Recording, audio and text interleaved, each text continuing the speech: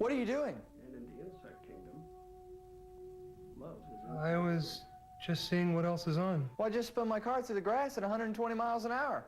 After an elaborate mating ritual, I'll go back. It's too late now. You missed your chance. devours the head. I'm sorry. You watch. I'm gonna come back and win this thing. Can he save it? Oh! Waltrip, Jeff Gordon, Kevin Harvick, your top five coming in. Oh, trouble! Jeff Gordon! Jeff Gordon and Michael Waltrip tangling. Gordon trying to go through Waltrip's pit to his stall, Bill. Yeah, a lot of confusion down here now. Jeff Gordon trying to back out of the way. This pit stall down here is a very, very tight one. Gordon is away, Waltrip's away. They continue to work on the 48. We thought at the beginning of the race there could be problems with these tight pit stalls in the stopping line. Dave? Loose end, tied off for Ryan Newman, a wedge and track bar adjustment. They were waiting to see what happened on the end of pit road before they decided on 2 or 4, and they only took 2, and not all the crew was ready for that. Yeah, Michael Waltrip only got 2 tires. Jimmy Johnson took 4. I think a lot of guys got 2 tires there. And once again, Jeff Gordon had no choice but take 4 tires because... I had no idea that 15 car was coming in there. Check it out. Michael Waltrip's in front of Jeff Gordon, and his pit is the second one. He's got to go around Jimmy Johnson. And Jeff tried to... Whoa! Oh, man, look at the 48 guys right up on the hood of Jeff Gordon's car. Oh, man. Jackman got it. Flip, tire changer and tire carrier up over the hood of the 24.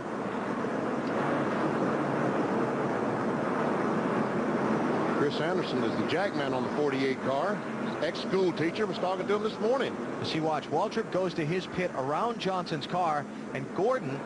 Thinking that he was going to this pit up here, Right. thinking he was going to drive through Michael Waltrip's pit, but why would he think that? I guess he didn't know Michael was pitting there. You know, he thought he was going to get to the inside of Michael because he was going to come quickly to his pit, and he must have thought Michael was going farther down pit road. Yeah. Oh, man. And you're sitting there with Jimmy Johnson going, man, he just ran over my guys. Bill?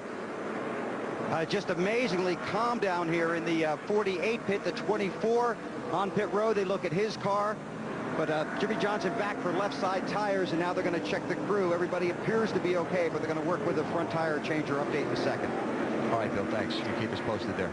That was Ryan McMurray, I think, the front carrier on the 48 car, and Chris Anderson, the jack guy. I want you to watch this. Watch after the accident on the pit road. Okay, the contact. Watch Chad Knaus, the crew chief. Did he get my front fender? Look at Chad. Always thinking.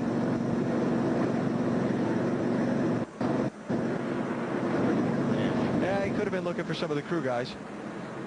No, I think he was looking at the fender. I think so, too. Under caution here at New Hampshire International Speedway on TNT. They're starting to put a little distance on Ryan Newman. It's not much. Oh, Ward Burton into the wall. That's turn 2, and the caution flag is out. Ward was running 19th. Wow. What was that? That wasn't... Wasn't very gentlemanly. I think they'll just slow down faster than they were ready for. That sure looks like a bump from the rear causing that, doesn't it? Get caught up to the back of the field here, okay? See that damage in Tires the look left? like they're all up. See the tire mark on just in front of the left rear tire? Let's see if that's what caused the spin. Sure looks like it. That's a big bump. Okay. Probably on the survey outside of says- somebody. Somebody slid up the track into him. Ooh, Jimmy Johnson.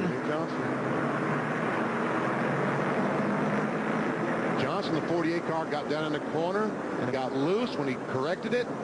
And if the 22 car wouldn't have been there, Jimmy Johnson would have spun out. No doubt. Still there, still there.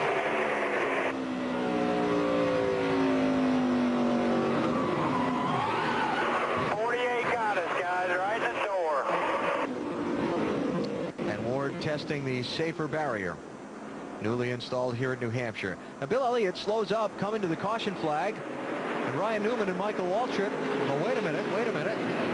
I think Newman was trying to keep Waltrip behind him. In the meantime, he passed Elliott. Bill? Jimmy Johnson on pit road with his original pit crew back in place. Corey Quick, the front tire changer, treated and released from the infield care center, working on the left front now. Made a chassis adjustment. They'll send Jimmy back out with a full load of fuel. Tony Stewart, Robbie Gordon, and now Warren Burton on pit road under the caution. Dave? They're going to take a look at it here before they necessarily take it back to the garage. They may not. So let's see if they can pound it out well enough. And they just made a wedge adjustment for the car that actually been running fairly well, but you saw the contact on the track that sent him into the wall. That spoiler's got a serious wedge adjustment right there.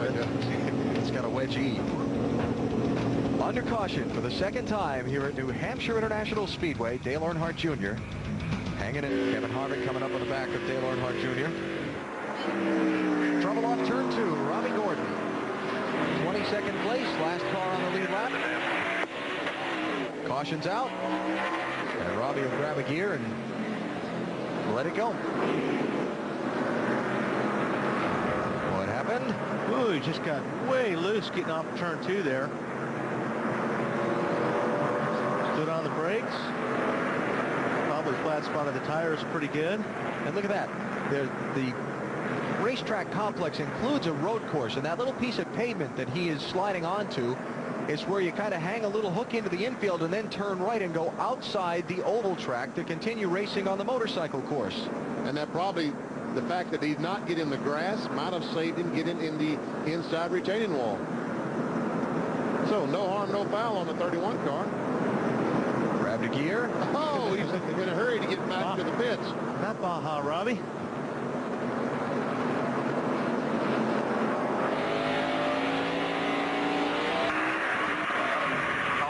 All clear. He just spun out coming off 2. We did not hit nothing. Okay, keep digging. Caution will be out. We didn't hit nothing. Just past the midway point today here at New Hampshire, under caution for a Robbie Gordon spin. Getting set for the restart, been talking about Dale Earnhardt Jr.'s car and what problems he might be falling prey to, VP. Let's go inside our engine and talk about valve springs for just a second as we turn around and we turn the engine over. See the valve spring? It keeps the valve pressed against the cylinder head. This engine goes up and down about 75 times per second. This spring is going up and down. I don't know how they stay together at all races, but that's what happens. They get so hot, it breaks this spring. When that happens, the valve starts bouncing against the cylinder head. So far, Junior hanging in there in 5th place, and we'll see if, like I said, he falls suspect to any of those further problems as this race goes on. Pit stops. Most all of the lead lap cars did not pit. Oh, crash off turn 4. Dale Jarrett right back across into the center of traffic, but everybody avoids him. Cautions, breed, Cautions, I'm telling you. See some fire under the hood of that car. All right. Oh, wow, boy, Bobby they get some Labonte. laps back, aren't they? And Ryan Newman racing Bill Elliott back to the caution flag. Michael Waltrip. Ooh, here's the bad deal. You got a car sitting in the racetrack right now, and these guys are racing back in yellow. Yeah. That is just, I hate to see that.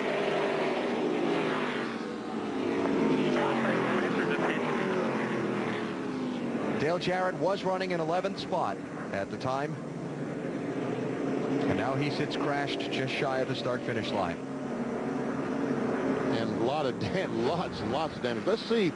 Here we see Spencer coming off the corner. The 7 gets loose just like Jimmy Johnson did. He goes up, gets in the side of the 88 car, and the brown truck goes around. He's knocked an oil line off with the fuel pump off the left side. That's where the fire was coming from.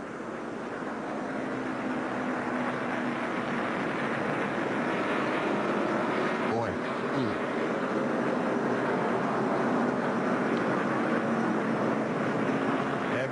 Heavy with the back end of front end contact. So a very difficult week for Dale Jarrett and his team has come to conclusion here at New Hampshire in a very disappointing manner.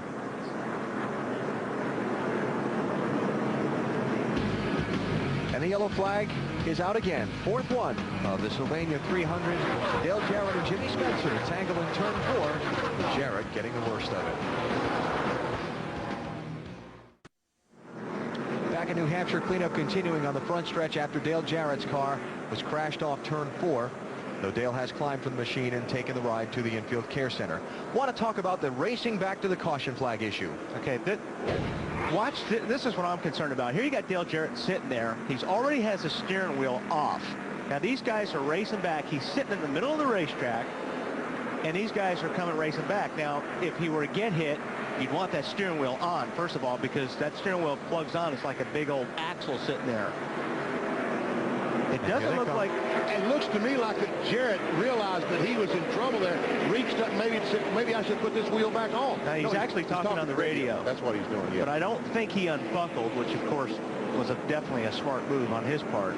The drivers are told in their pre-race meeting 2 hours before race time, let the leader be the one to race cars back to the start-finish line. Let him be the one to decide who to keep a lap down and who not to. Right. Bill Elliott, that was his prerogative there to decide whether to let those cars have a lap back or not, but it seemed like the guys racing with him, Newman and Waltrip, had other ideas in mind. Yeah. I mean, you're right. It's the leader. He makes a decision. Now, when those guys start racing you back to the line, it forces your hand if you're the leader. So it's just a scary situation. Bill? And I'm told by Bobby Labonte's crew that Bill Elliott had told Bobby's team that I will let him get a lap back if the caution comes out. That's why Elliott slowed down, and then everything went crazy. But see, another problem you got the 41, and you've got the 30, you've got the 77. All these guys are trying to hurry up, too, and get their lap back. They're trying to beat the leader back. In the meantime, like I said, you've got a car sitting right in the middle of the racetrack. It's the worst situation you can have when it comes to racing back to yellow. And you've got oil on the racetrack. And the 41 car, all of a sudden, whoops, there says the 88. I better try to dodge it. Yeah. I got a lot to clean up still here in the front straightaway. So we'll take a break. 135 laps to go. None of the leaders have pitted. Bill Elliott out in front here at New Hampshire. Before today, Tony Stewart in the wall. Turn 2. Was Mr. Newman involved? They were racing for that spot. And Casey Mears, that 41 car persistence has paid off. They get to make up that entire mile. He's behind. It's a good job. Tony Stewart drives away. Rather unhappily. I was thinking exactly the same thing. Okay. Let's see. Yep. Oh, yeah. Newman went in there and got in a four-wheel slide. Unfortunately, Tony Stewart became the barrier. You know, there was enough contact there to see the safer barrier when Tony backed the car in. It's great to see these things. I applaud all these speedways, and I applaud NASCAR for going to the trouble to get something that's going to work. Okay, 105 laps to go. Now who comes in? Sterling Marlin going to give up 4th. Dave Blaney going to give up 6th. And Kevin Harvick back in. Remember, he took just fuel on that last stop. Let's see what he does this time, Bill.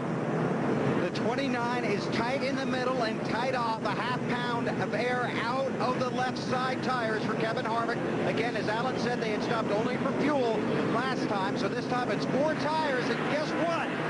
The next words you'll hear are fuel mileage, Snyder. Oh, it ought to be interesting, Bill, for our championship leader, Matt Kenseth. Service is already done. Down on the track bar, a little bit loose. They are on the edge of their fuel window. They can go 95 laps on fuel. With some caution laps, they can stretch it. Dave? Fuel only for Ryan Newman, and gosh, it seems a lot like July when he had to slow down at the end of the race to conserve fuel because he's over 100 to go at this point, so we'll check on that, guys. But you see the right front tire on Newman's car where he made contact. See, the Goodyear is gone, so looks like they would have changed that right side tires anyway. A track position derby is beginning to unfold here in New Hampshire today. Now, Tony Stewart, he's got bigger problems than his track position right now.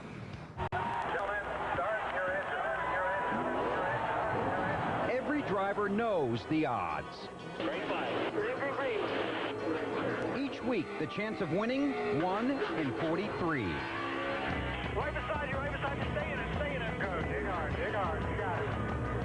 race war's on. Sometimes your chances get better, but usually they just get worse. Crash off turn 4. Dale Jarrett.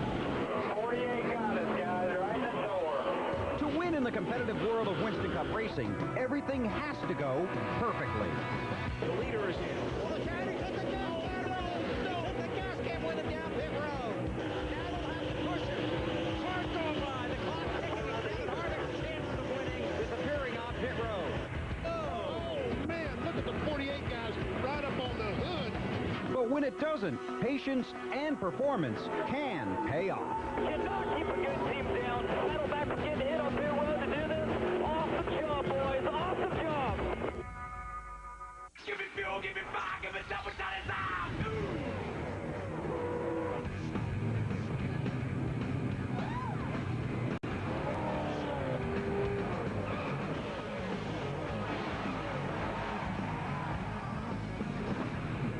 Cars are running, and the higher lanes.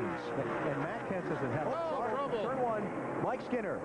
Behind him, Schrader gets tagged by, it looks like Derek Cope, and bounces off the wall. Oh, man. Skinner had not hit anything until then, yeah. Well, like you said, BP, this is a self-cleaning racetrack, but unfortunately, sometimes it winds up on top of you. And no racing back to the caution. You see the reduced pace of the field. So you see what they're trying to do. If these guys had had a serious accident, the safety equipment could be moving right now, going to that accident because the cars have slowed down. Look at Skinner. I mean, you're right, BP. He didn't hit anything until right there. That car slid down the racetrack and hit him. Get the saws off, get the snips out, please. Guys, stay back. I'm going over. I talked to Mike this morning. I know they weren't real happy with their car. They made a whole bunch of changes this morning, trying to get that car a little bit better. But he didn't run enough laps to find out. So first caution came out just 3 laps into the race.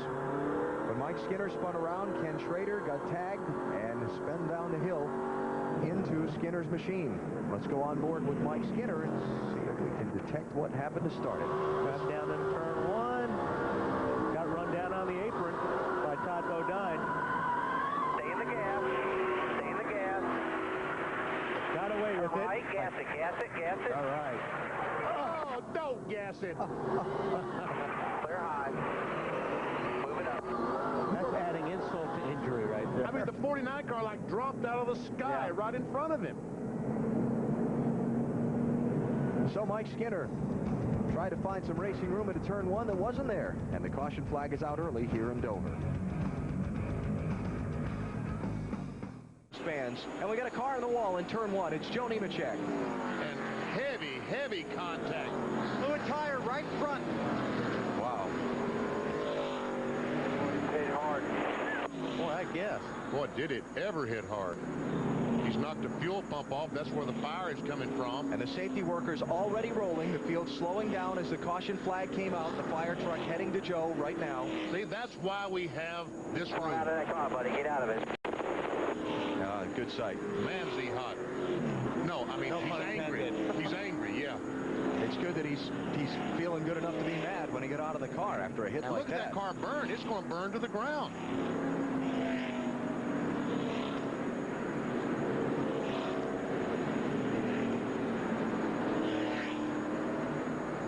I think he's mad because it was on fire. Dave? And guys, the irony, they were just getting ready to pit on the next lap.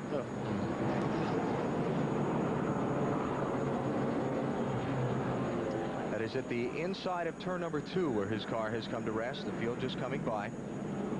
Yeah, there you see definitely a blown tire. Those are the tracks. Yes. And that's seem like they always blow just when you enter the corner. Just and turn 1, it seems to happen a lot. Looking ahead from Kevin Harvick's car. Wow. Car in the wall up there. Car in the wall up there. Outside wall up there. Out. That's Danny Culler, the spotter on the 29 car, pointing his driver. Nothing that you can do when you lose a tire going into a corner like that, especially here. And look at the damage to the right side of that car. You're going so fast here down into turn 1. It's hard to appreciate how these cars, how much speed is taken down into turn 1 here. That is unbelievable. Now, part of the new procedure for not racing back to the caution. Pit road is closed for an extra lap before they let the teams come in. They used to let them come in the first time the pace car had the field under control coming by the pit entry, but they're keeping the pit road closed an extra lap so NASCAR can look through the running order, make sure that everybody's where they're supposed to be. Nobody tried to advance their position, and then they'll open the pit lane and let them come in. I talked about the fuel pump, and we go inside our Home Depot garage, virtual garage. We'll show you exactly what we're talking about and where all the fire came from on the 25 car. When these cars go in the corner, hit the wall, the frame comes over and knocks the fuel lines off the fuel pump. The rear wheels are still turning. The fuel pump is still turning, so it's pumping fuel out of the gas tank on the hot exhaust at about 1,000 degrees, and it just keeps on burning. Now we set the rubber on fire, and that's where it kept on burning. They're still over there working on it.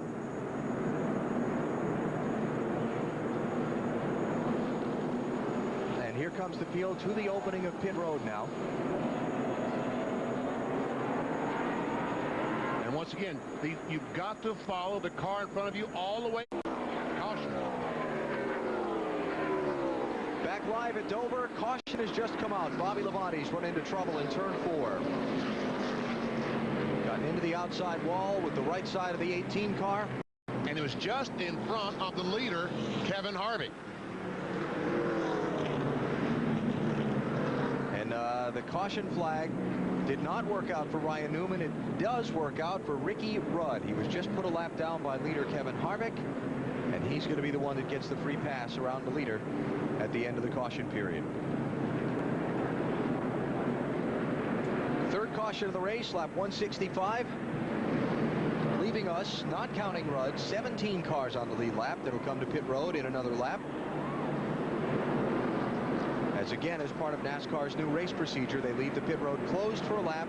They'll check the scoring, make sure everybody's where they're supposed to be. And Labonte looks like another right front tire. He's in the middle of the corner, and all of a sudden the car just shoots to the right.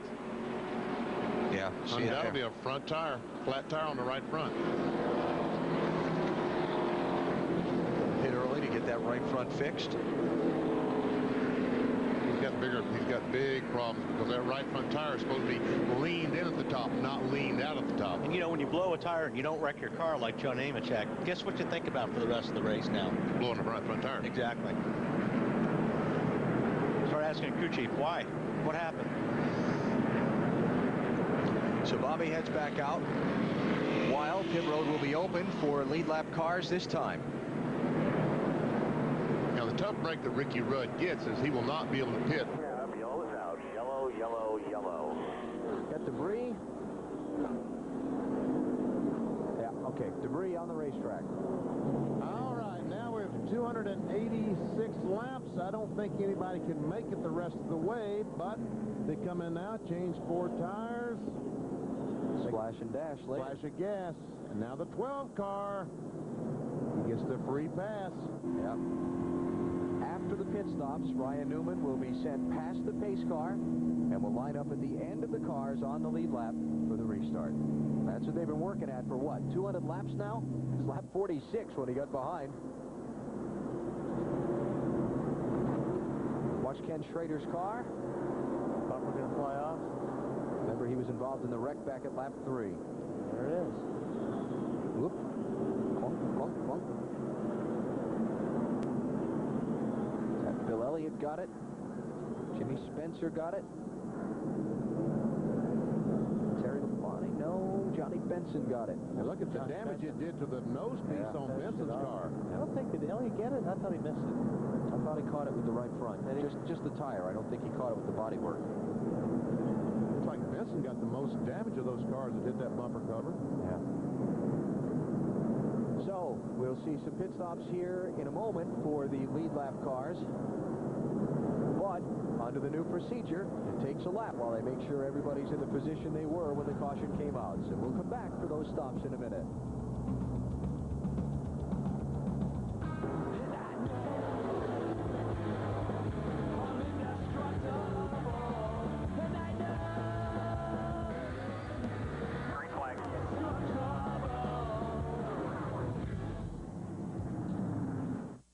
2.9 seconds behind. Now he's going to get a lot closer. Rub the wall over here. 20, did you say 23 rub the wall? Yeah, it looks that way. 23 being Kenny Wallace. Okay, now we don't have to worry about fuel. We might. Now the question is, if they all come in, who will stop and get a splash of fuel? Yeah, who'll just get 2 tires or no tires here and the scramble off pit road. Anything, Kenny? No. Let's check it out. Well, by getting loose, Greg Biffle gets up on the back of the 23 car, and he's right. He didn't hit anything. He didn't hit anything. Well, not yet.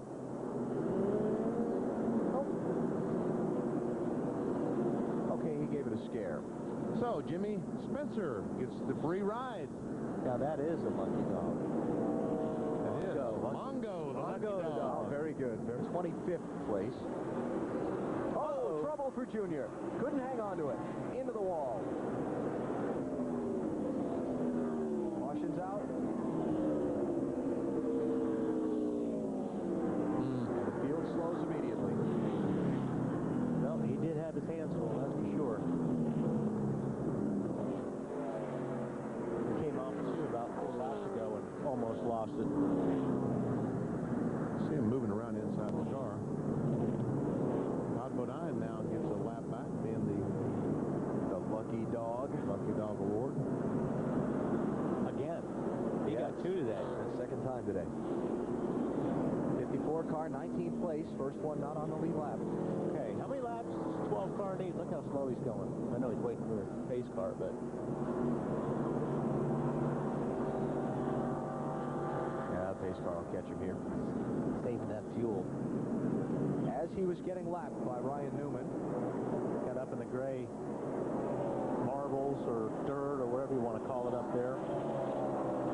And Ashley was just trying to go faster than his car was capable of going, trying to keep up with Ryan Newman. On board with it. Watch when he gets up just a little bit too high. Hear the wheels spin. That's because I lost grip.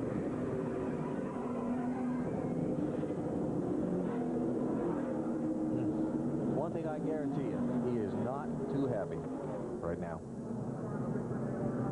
Good day gone bad all of a sudden for Dale Jr. He moves back to third position in the NASCAR Winston Cup point standings. As they run now, Harvick would move into second spot.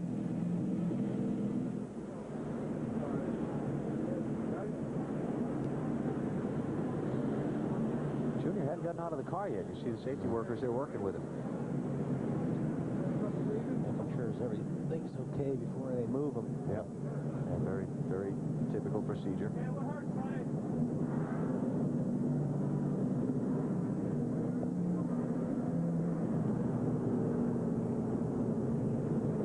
So the safety workers there working with Dale Jr.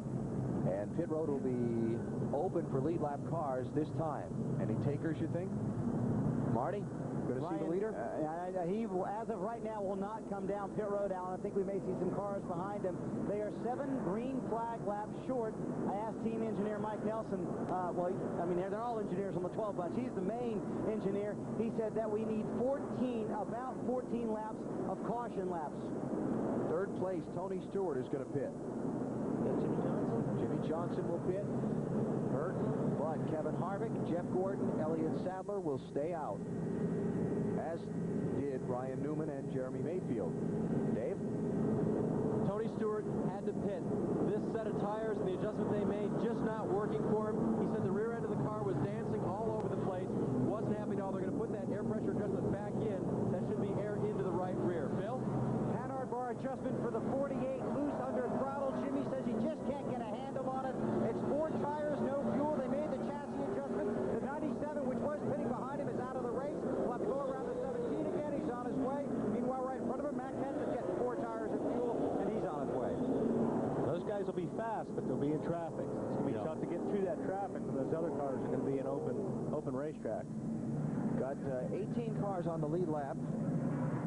7 of them did not pit, by my count. Ryan Newman, Jeremy Mayfield, Kevin Harvick, Jeff Gordon, Elliott Sadler, Bill Elliott, and racetrack.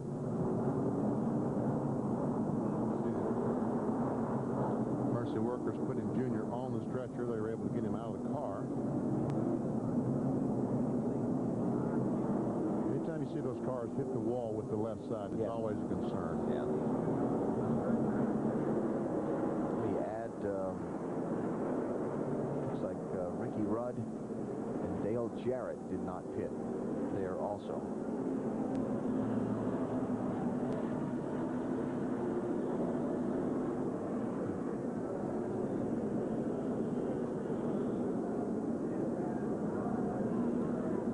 Obviously, we'll update what we can on Dale Jr. as soon as possible.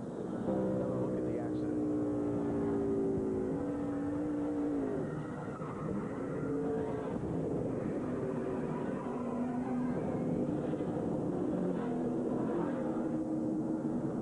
You know, the last couple of races, we've seen the soft walls at Richmond and Loudon. I'll tell you what, it'd be great to see them at all these racetracks. When that car goes up and makes contact with that outside retaining wall, it will absorb some of that energy. It doesn't look like a hard hit, but it is. You hit the wall flat like that on the driver's side, like Benny was saying, that goes right through you.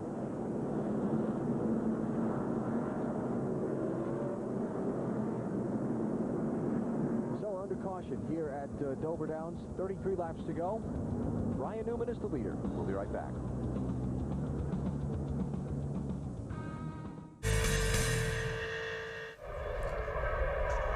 Trouble in turn 4. We didn't even get there. Johnny Benson, Larry Foyt, Jimmy Spencer, David Green, and a couple Jeremy of others. Mayfield is involved. Yep. Is that Tony Raines? Yeah, it's Raines in the white car. First caution's out. Lap 10.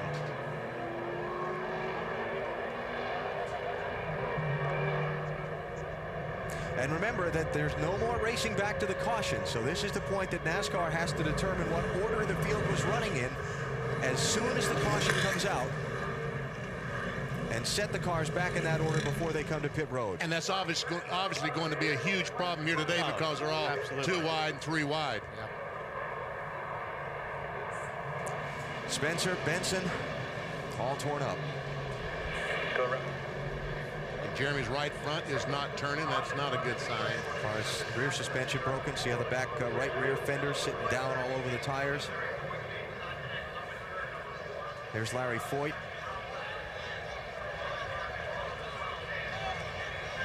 And again, when I talk about these drivers being so concerned about this, it's not only the danger of getting hurt, it's the fear of failure. Let's see what happens here. We saw it. Oh, somebody just started to come around, like maybe had a flat tire. Was that Mayfield? That is the left rear tire. We see the tire rolling down the racetrack. That is Jeremy's car. So he went up into Benson when the tire came apart. Oh, Larry Foyt first, I'm sorry. Yeah. And then the jam up behind him. That could be one reason that Jeremy had fallen back is because of that left rear tire going flat.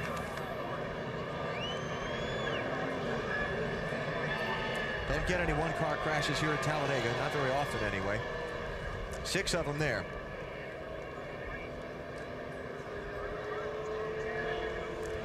So we're under caution for the first time. Pit road is closed, so we'll take a break.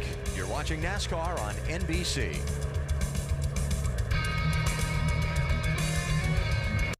Earnhardt Jr. running in 23rd position under the caution right now as they work to clean up the mess in turn 4 here at Talladega.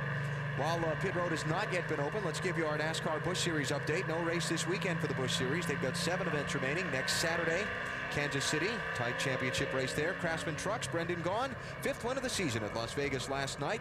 Led 107 of 146 laps. There's the championship standings. 5 races to go for the trucks. South Boston, Virginia, this Saturday night is their next race. That is our Craftsman Truck update and NASCAR Busch Series update. Haven't yet opened pit road because the crash was in turn 4 and they're still working to pick up some of the debris and so on there at that pit entry. So let's take a break before they open the pit lane and we'll come back to Talladega.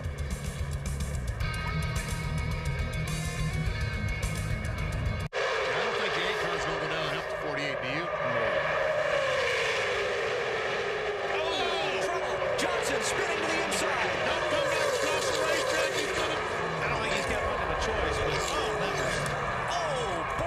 just get through there. Caution is out. And he's still moving. And Junior gets the lucky dog pass. Tell you what, Jimmy Johnson's a lucky dog right there. He is. Turn that thing sideways 190 miles per hour. How that kept from being the big one, I'll never know. They were racing for the lead. Somehow all the pack got by while he was down on the apron, and when he came back across the racetrack, the cars were gone. Thank goodness. So the caution is out for just the third time in the race. Michael Waltrip is the leader. Dale Jr. is going to get the free pass after the pit stops. This sets up a number of things. One, it keeps Junior drive for 5 alive. Two, the pit stops are going to bring fuel mileage into play. They're coming off the throttle by the start-finish line, and the 15 and 48, I think, are going to make contact. Oh, the 8 hit the 15. That's right. The 8 got in the back of the 15 and turned down and hit the 48. Look at that. Wow. Now watch this. Joe Nemechek. Oh, very close. And you know what saved Jimmy Johnson there? All that pavement to the inside of the racetrack. That used to be grass. What a shot. This is a great shot right here. See all that pavement he's sliding on? That was Caution, done. you're coming to the caution. That was done as a safety measure, because when that had been grass, that would have been an awful crash for Johnson. And it just doesn't take much, folks. When these cars make contact, they're so loose anyway, it doesn't take much to get these cars sideways. Yeah, see? Yep. And watch this. All the cars go by. There's an opening. He goes up the racetrack. Man, how close is that?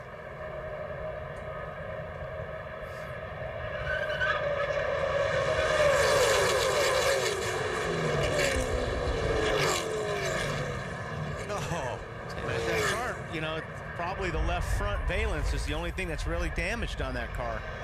Right front's flat. They'll get that changed here. Pit road is not open yet, so Johnson's going to have to start at the end of the longest line on the restart. Marty?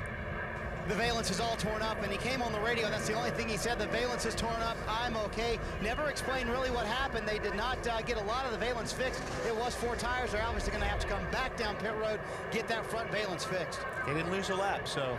And these stops are going to come with 44 laps to go. Fuel mileage is going to be on the bubble. Depends how long this caution runs. Marty. It is outside of the fuel window for Jeff Gordon. However, they give him a tear off on both sides of the windshield. It'll be a right side tire change only. No changes, Matt. The 38 car, Sadler, right side tire changes. They're going on the jack, and he's down in the lane. Oh, he hits the 43. A crewman's down. Michael Waltrip is on pit road. It's a 4 tire change. He said he had no idea what happened out there. They took 4 because they're 4 laps short. He's going to have to come back and top off. Back to you, Matt. Jeff Green is trying to turn on pit road. A crew member on the 43 was struck. They're trying to help him off pit road. We'll update the situation momentarily. Looks like they all got up. Yeah. A little slow, but. Boy. Here we go, but 2 cars just trying to hit the same spot. Watch the 43 cars trying to come into his pit, and Elliott's trying to leave. He just hooks the left rear. And those poor guys they got nowhere to go. Man, that jack man gets knocked about 10 feet down the racetrack. Fortunately, he didn't get run over by the 38 car once he got thrown down the racetrack. Watch here. He took a hit. Thank goodness for those helmets they're wearing, too. Matty? Archie Kennedy is sitting on the pit wall. Medical attention. There's a King. The King is talking to Archie. Archie's talking to the medical folks here on pit road. Archie's been with that team a long time. Has he? Yes.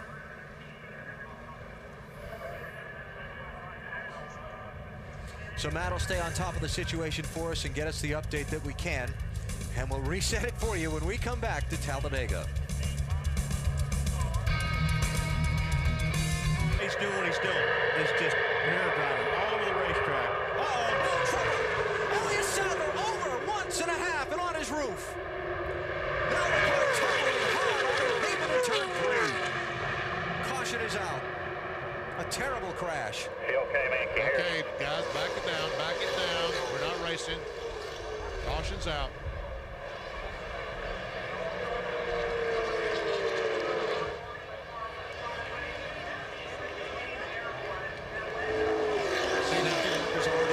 That's why we don't race back to the line. That is a record. Yes, sir. How fast they got to that car.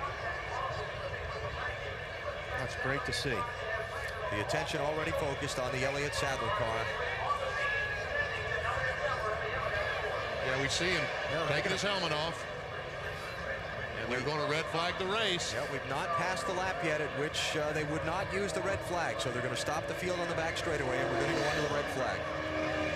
Look at the damage to that car. What a heavy hit that thing. Well, that thing was hitting on asphalt. Yeah. Normally we see that on grass, but this was on asphalt.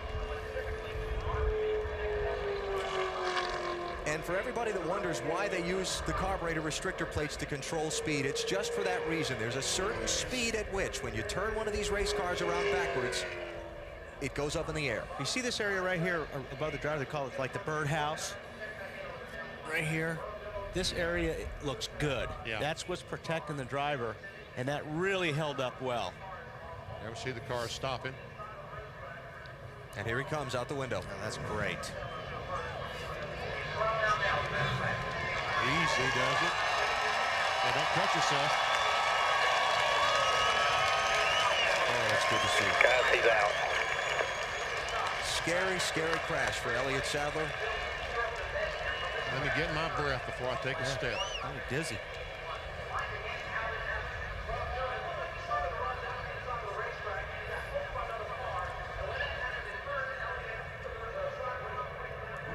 Let's go back and look. There he is, right in the middle. And these guys are Dyson. Go ahead, BP. And there he makes contact. He comes down trying to get in front of Kurt Busch. They make contact. And watch that thing fly. And there it lands on that road you talked about. And then when it gets onto the racetrack again, takes another nasty flip. Watch this hit. Oh, that's the hard one right here. Oh, man.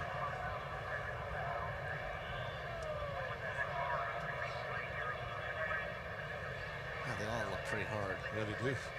I don't want to be in there in any of them. Man. And like I said, that car really held up well above the driver. But you see the hood flopping around and the deck lid, the tethers that NASCAR has these teams installed to keep the hood and deck lid work. He took the steering wheel off right away. Yeah. That's unbelievable. He had a crash in practice driving for the Wood Brothers a few years ago in Michigan that looked like that. And see, that's the problem when you get, like I said, when you start mirror driving, and that's what these guys are doing. They're trying to get in front of each other, trying to make blocks this close to the end of the race. You're not going to give a guy a break. You know, something I want you to think about as you're watching these replays again. Watch what I think happened is Elliott reacted to Dale Jr. Dale Jr. started to turn left in front of Elliott, and I think Elliott just reacted to that and moved left. And that's when he came across the front of Kurt Busch. I don't think he was trying to block Kurt. I think he reacted to Dale Jr. making a sudden move to the left, and just instinctively. That could be, but I mean, you're still getting a lot of that going on right now that you don't see any other time of the race.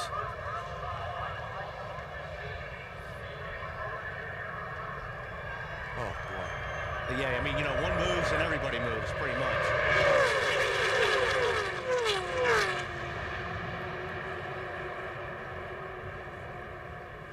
Already moving. Steering wheel's off.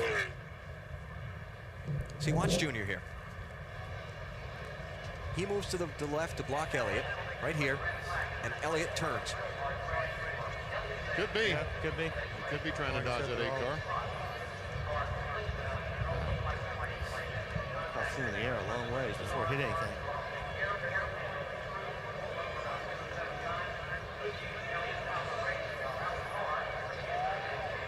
And now the banking kicks the car back to the left.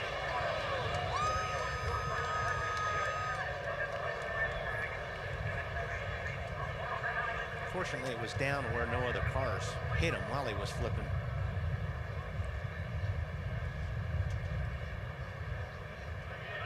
Didn't take that right front tire long to blow out, did it?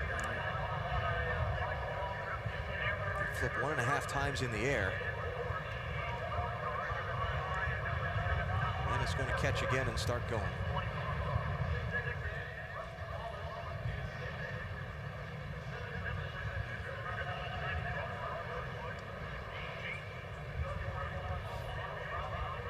Another 3.5 times. When is it going to stop? You got to be sitting there going, please don't hit me. Yeah. So he rolled over 5 times.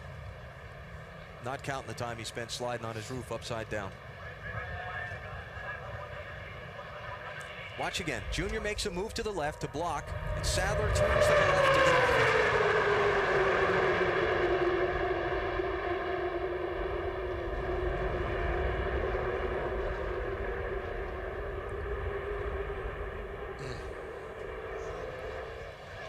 Going board with Kurt Busch.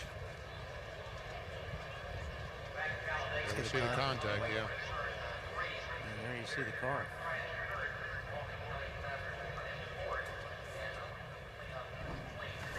Kurt's got a lot of damage to his right front right now. Yeah. And so we're under the red flag. And Greg Biffle becomes the lucky dog. Not inside of 10 laps to go. Okay. That's one of the nuances of the rule, this new rule, that once we get to 10 laps to go, they don't give the free pass anymore. All right. So. Sorry, Greg.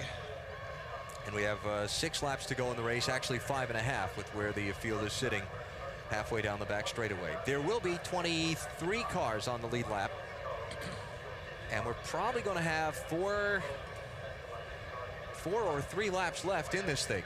So it's not over yet. Michael Waltrip is the leader. Dale Earnhardt Jr., Ward Burton, they're all up there in the running for the win in the EA Sports 500 at Talladega. More drama left to unfold here at the world's fastest speedway. Elliott Sadler fortunately out of his car after this scary ride.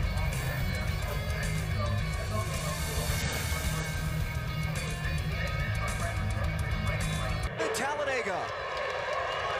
Oh, crash after the checkered flag. Body turned into a couple of those. Big wreck behind you, big wreck behind you. Be careful, just come on around. Big wreck behind you, big wreck behind you. They are lined up outside of you, buddy, outside. Labonte, Kenny Wallace, Mark Martin. In a wreck after the checkered flag.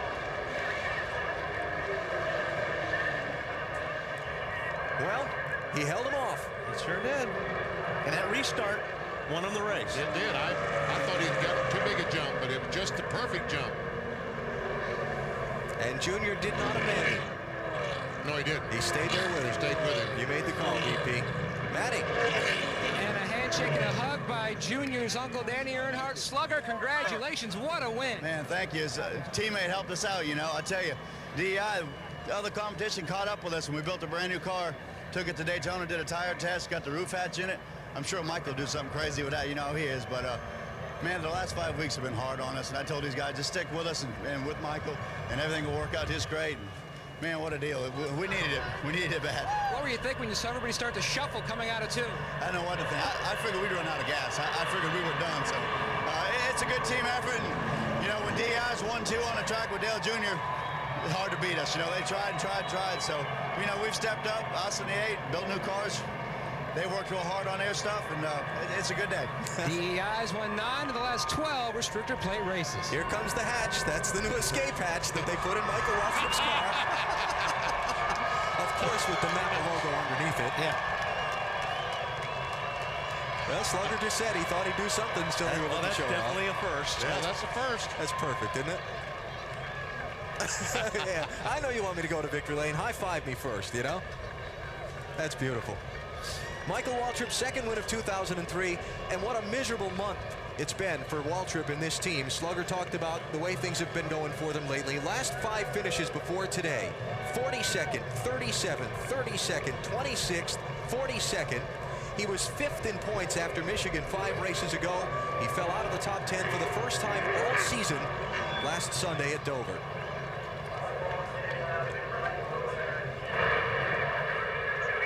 This is the last half lap. See, Junior still helping that 15 car. He's also trying to run second. He goes up to block the 24 car. And look at this mess behind them. And wait till you see when they come across the start-finish line. They're 4 wide come across the start-finish line. With Michael blocking the whole field. Everything he could. Look at Kurt Busch with the damaged fender right back up in the middle, the 97 car. And now after the checkered flag, keep your eye on the green car, Bobby Labonte. He gets bumped by Burley, I believe. They were stacked. I mean, they were 4 wide. Big wreck behind you. Big wreck behind you. They are lined up outside. 3 rows of 4 wide. And Bobby and Kenny Wallace got the worst of it. Is that Chevy commercial where they put the donuts on the side of each other's car? How about we make that our Chevy winning moment? Michael Waltrip, today's winner. Chevy congratulates Mikey and the number 15 Monte Carlo. Chevy will tell you. Mikey will tell you. The only thing that comes close to Monte Carlo's reputation on the track is its reputation on the street. More champions depend on Chevy. We'll be there.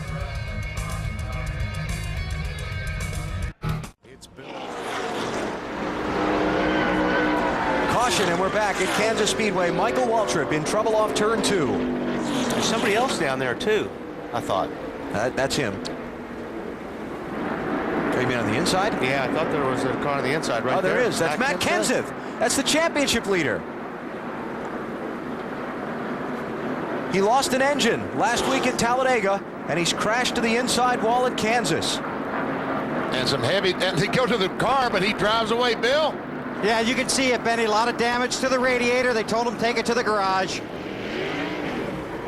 Not good. Ooh. He's broken an oil line. Yep, that thing's going to get hot in a minute. As he tried to drive away, an oil line came back. That was a brief fire that we saw, but did he ruin the engine in that brief second that he ran it without oil? Yep, I bet he did, BP. Unless he caught it. They've got problems. Well, Matt's been saying for a while, championship's not over until it's over, and they hand me the trophy. Now 2 weeks of trouble in a row after his super clean season so far. See if we can see exactly what might have happened off turn 2. It looks like somebody's way up there in the marbles. That's Michael. Matt spun trying to turn off and keep from hitting him. Yeah. I don't know. Let's see there. Yep. That's exactly what happened. Michael got high. He was running that high line, and looks like he got up in the gray area. Car got loose. And the grass just did not slow Matt Kenseth's car down. But that concrete wall did. Abruptly. That's exactly what happened. Matt just turned that wheel down and avoid Michael. Boy, that thing hooked. Oh, man, did it ever. Leaders come on to pit road, though not all of the front runners have. Bill? Well, they were waiting for Jeff Gordon to come down pit road, but he didn't come. Robbie Loomis told him to stay out. We need track position, so Gordon stays on the track. Bill Elliott did come in. Kevin Harvick came in. Sterling Marlin, Ricky Rudd, Johnny Benson, Jeff Burton, Terry Labonte. Leader was in, Marty. They had decided from the very beginning, Alan, they were going to come down pit road. They were going to take fuel only, but then when they saw no one else coming with them, they decided to take 4 tires. That was a pretty smart move on Mike Ford's part to take the tires, because they would have been out there with old tires. It would have been really bad. It's going to cost them a ton of track position, though. Coming towards you, I can't see and I have no brakes. Can't see and have no brakes. That's a pretty bad combination. See, you need to help me. I can't see. Just go up for him, guys. Just kind of get by the car. Don't let him run you over now. Don't wave. He can't see. That hood's grab the spoiler. Grab the spoiler. Okay, there we go. In the foreground. Okay, the defender here. Just get him rolling. Keep him rolling here. They'll take it back to the garage and they'll go to work. See how quickly they can get it back out. Right to the garage stall where we were. The garage stall where we were. Garage stall that they watch out ran all weekend.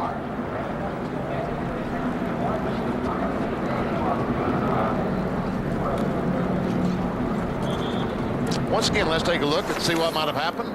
See, Michael's up there in that high line. He just got too high. Yeah, just got up in the loose stuff, did a little bit too high, and lost the grip, lost traction. Around he goes, and Johnny Benson goes down on the inside to avoid him, and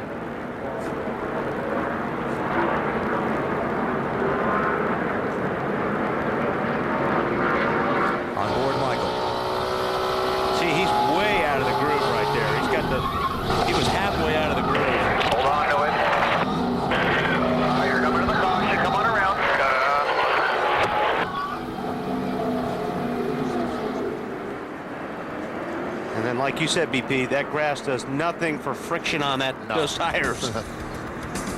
So the championship leaders in trouble just past 100 miles in the Banquet 400 at Kansas. NBC's coverage of the Banquet 400, presented by ConAgra, brought to you by Dodge. You can take life as it comes, or you can grab life by the horns. Dodge. By Subway, fresh-made sandwiches on fresh baked bread. Subway, eat fresh. And by Discover to Go. It pays to discover. Another twist in the NASCAR Winston Cup Championship picture at lap 69 today in Kansas. Matt Kenseth, avoiding a spinning Michael Waltrip, crashes to the inside wall on the backstretch. Bill? Well, a number of crewmen work on this car. Matt Kenseth has just kept looking straight ahead, has not turned his head. Talked briefly to Robbie Reiser. They're concerned that he may have run the engine after it had lost its oil. They're trying to do the cosmetic damage on the front end. They want to fix the fender braces, but they are going over the power plant as well. There's crew chief Robbie Reiser. Disappointing day last week at Talladega. Another disappointment here. They lost the car on Friday in the first practice session. And now Matt Kenseth in the garage early here at Kansas. And the numbers starting to chip away at that lead. We're under caution at the Kansas Speedway in Kansas City, Kansas. You're watching NASCAR on NBC. Because they're we got trouble in 2. Turn 1, turn 2. It's Dave Blaney. Don't come back across traffic. Wow. Unfortunately, you don't have a whole lot to do with that. So, a lot of cars, very fortunate they aren't going to get a lap back. Dave. All the cars in front of leader Rusty Wallace. Mike Skinner, Mark Martin, Joe Nemechek, Steve Park, Elliott Sadler, and John Andretti will all get a free 1.5-mile pass by being in front of leader Rusty Wallace. And a guy that doesn't like the lucky dog rule is going to be the benefactor. Well, we should ask him if he likes it now. We should. Jimmy Johnson. I wonder how he likes the rule now. Jimmy told us yesterday during our NASCAR Busch Series broadcast he liked the not racing back to the caution. Stay out. But he did not necessarily care for someone being given a lap back. I guess he could turn it down. Yeah, think he will? I don't think so. Watch out for that. Front end of Blaney's car just took off on him.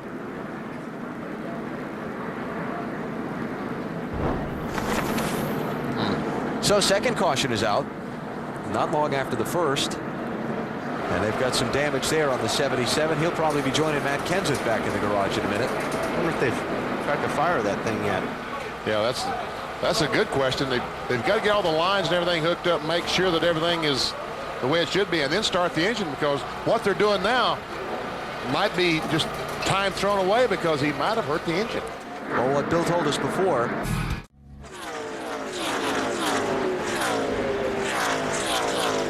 Elliott Sadler in trouble as we come back to the Kansas Speedway. Got a fire truck right there at you, if you can hear me.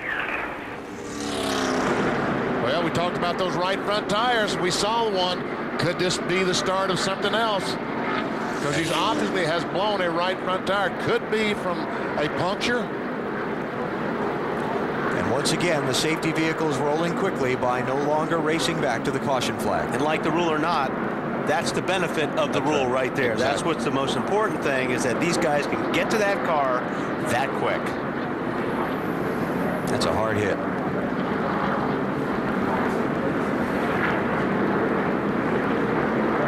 Well, Elliott jumps out. Well, doesn't jump out. He is out.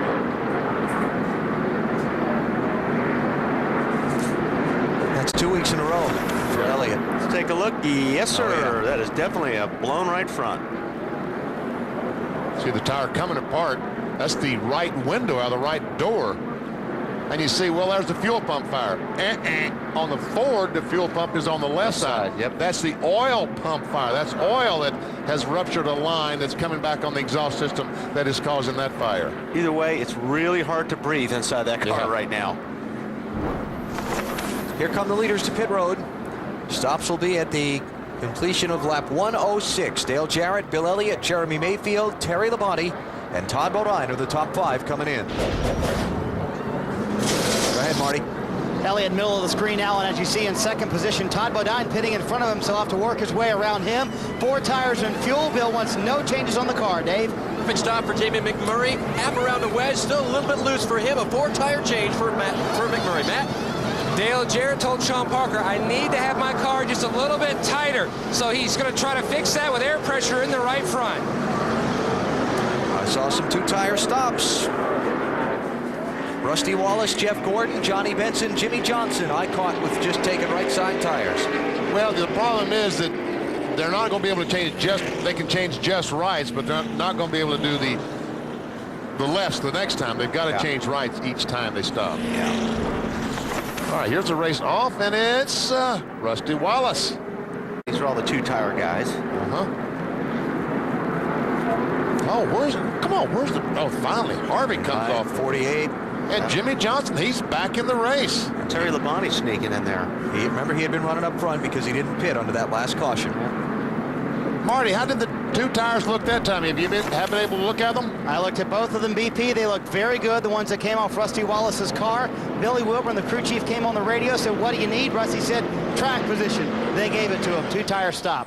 Okay.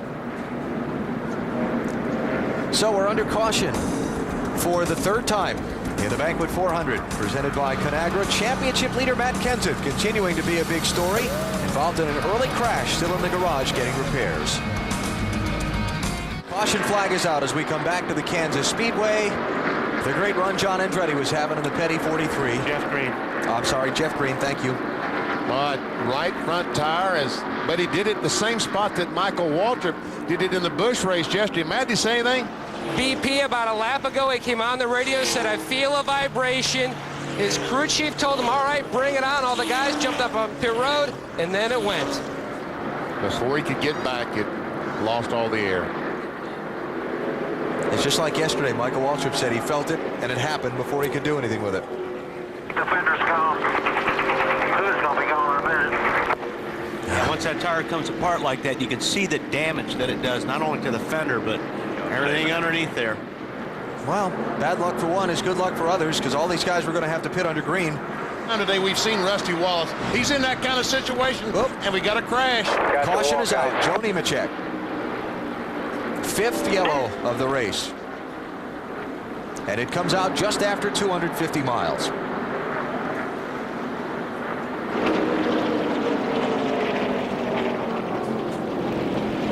You know, this racetrack has been rough the last couple of years. The caution flags in this race, we had 13 in the inaugural in 2001. We had 11 last year. It's been a place that has produced a lot of damaged race cars and a lot of yellow flags. Man, I tell you, he has a lot of damage to that 25 car. This might be another position for Matt Kenseth. Since Kenseth has gone back on the racetrack, he's picked up a couple of positions, 6 points. This might be another one. First car not on the lead lap, Steve Park. Lucky dog. That's 2 for him, isn't it? I think it is. He and Biffle both. I'll confirm that for you here in a second. 7:48, 6:16, 16:30. No, it's his first today. First time. And there is Matt Kenseth. Oh, looks like a Saturday night racer. Matt involved in a crash back at lap 69 when Michael Waltrip actually crashed in front of him, and he spun trying to avoid Michael and spent 43 minutes in the garage getting repairs. And it doesn't look like any of the leaders are going to come back onto pit road so quickly after they just stopped. 170 laps complete. Bill Elliott is the leader here in Kansas. Using that higher lane. Oop, got a car on the wall. And spinning back through traffic, it's Michael Waltrip. Spun around and 3 or 4 guys got back damage. We're on the apron. We'll be coming to pit road here. The NASCAR spotters had just called in that there was a left front tire rub on that car not 10 seconds before he spun. So I wonder if the tire went down. I saw there's something smoke out the back of that car a few laps ago off turn 2. And he's decided to take the car directed to the garage. He went to the garage, Slugger. He went to the garage. Yeah, I think he's probably decided he's had enough.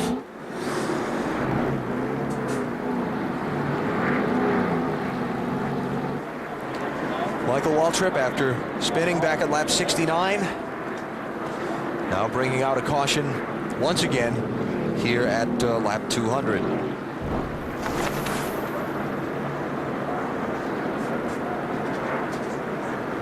Gets up a little bit too high. Looked like he got in the loose stuff and around it went. Yeah, left front was up there. Hard to say.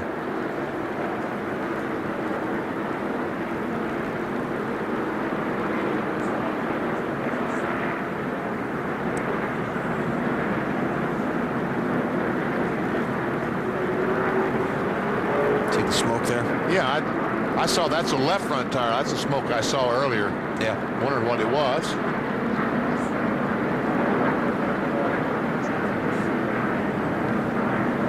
Well, this won't be a fun ride. Let's listen.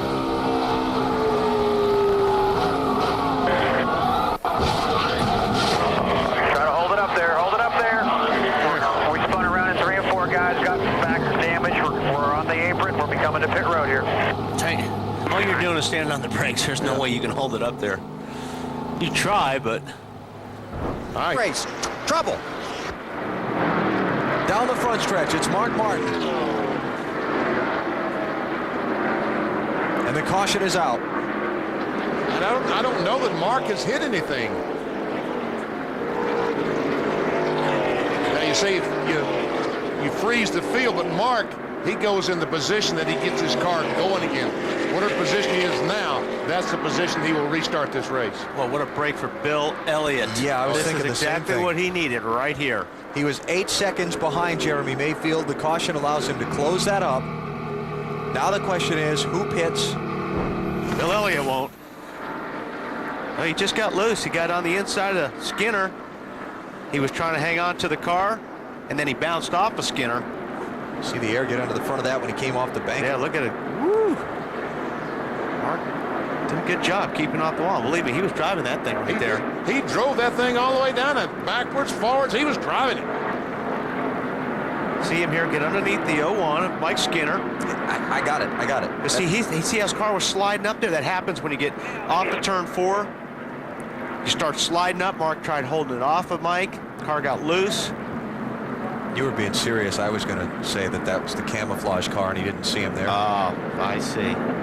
You know, they talk about being sand camouflage. It looking like it was asphalt camouflage. Yeah. All right, here they come to the opening of pit road.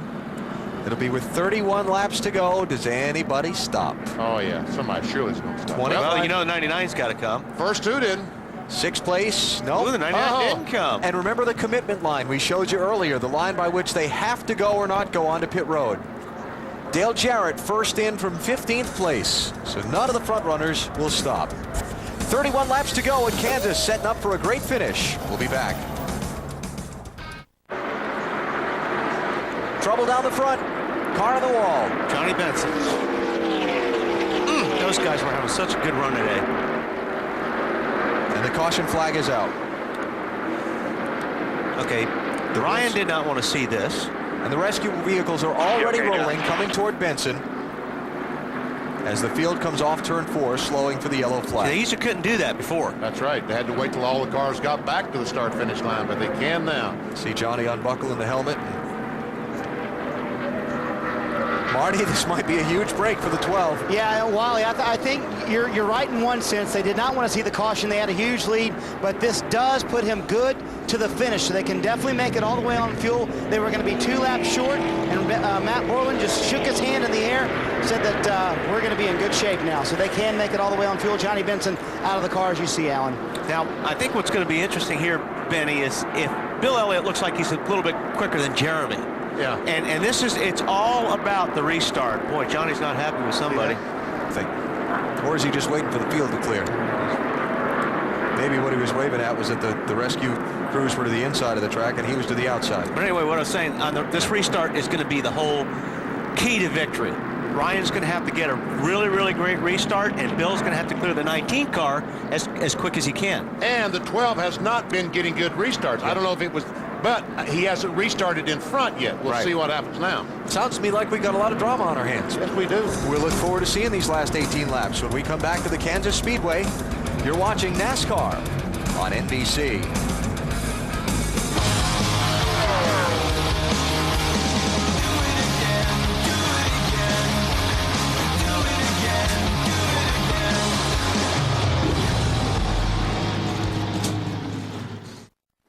Still still under caution at the Kansas Speedway. 251 laps on the board for the championship leader, Matt Kenseth. A long day.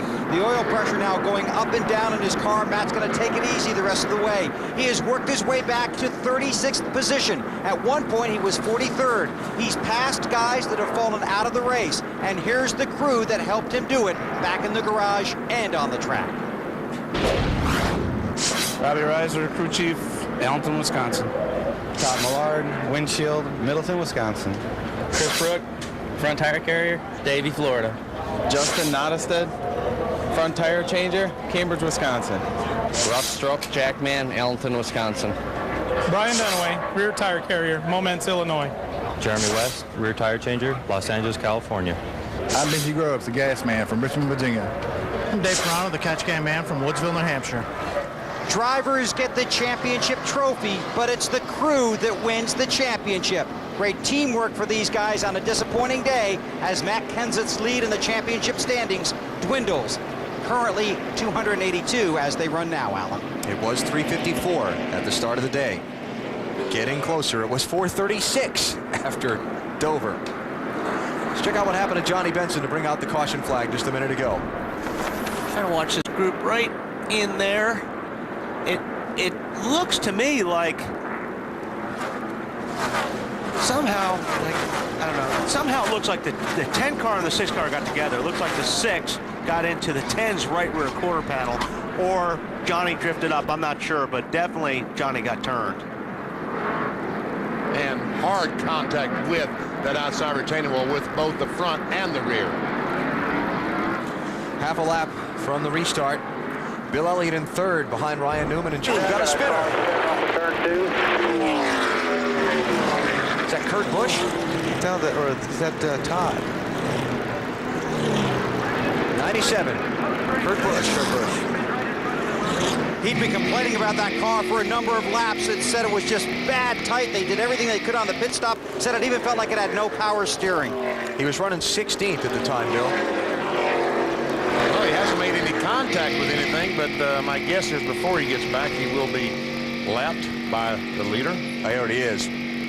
So He's a lucky dog, isn't he? now the 40 is a lucky dog. Yeah, Sterling Marlin. As Kurt wasn't all that much in front of Jimmy Johnson. So while he was going round and around, and before the caution came out, the leader went past him. And the rule on that is, if you spin, you fall back in wherever you get the car going again. Right. If he had stalled it back there and lost 2 laps, he still is going to be 2 laps down. Well, let's ride along. Sound like a good idea. We can figure out what happened. Here's in 1 and 2. Well, the car just jumped loose. Can you say he's shifting gears in the spin? Oh man, how cool is that? And he kept it off the wall. Good job. He's shifting gears in the middle of the spin. I've never. Well, when you're drifting up the racetrack, I like to see that. When he was drifting back, you hit the gas because you know you're drifting up the racetrack into the wall. How about the guys who had to run through that wall of smoke, like the leader, Jimmy Johnson? Yeah. Man. So he stood on the gas to keep cars been fast. Oh, we got trouble. Elliott Sadler. Is that Jimmy Johnson? Mike Skinner. Mike Skinner. Sadler tried to go under. All right, dig in, clear behind that 24. All clear, nothing hurt. Sadler tried to go under Skinner into the corner, and it looked like that air thing when the 2 cars get close in the turn, because the 38 came up and nicked the 01, and off they went. And for the 2nd time tonight, guess who the lucky dog is? Sterling Marlin. Lucky dog. And the Army car's got troubles. There's your lucky dog. Yes, certainly is. Telling you, that team's won this race 2 years in a row. Sterling 2 years ago, Jamie McMurray last year when Marlin was injured. Not going to win tonight. I don't know. They keep getting the break to stay on the lead lap. They may hit that adjustment, BP. You never can tell. Not going to win tonight. Benny was also the one that said it was going to, no way we're getting this Busch race in today. That's right. Remember that? Check it out. It looks like Yeah, it looks like Mike was trying to get down the racetrack and drove into the 38 from that angle. Elliott was about as low as he could get. He was lucky he didn't get up into the wall there. Mike had pitted, didn't he? Or was he trying to? Yeah, no, he had pitted already. He had just pitted a couple laps ago at 156. And that was at 160. Pit road's open. Any leaders going to stop? They just came off the set of green flag stops. Survey says negative. So under caution in the UAW GM Quality 500. You're watching NASCAR on NBC. 5 laps in, Stewart ran him down and caught him. And Robbie Gordon in the wall of turn 4 hard. Cautions breed cautions. And the yellow's out again.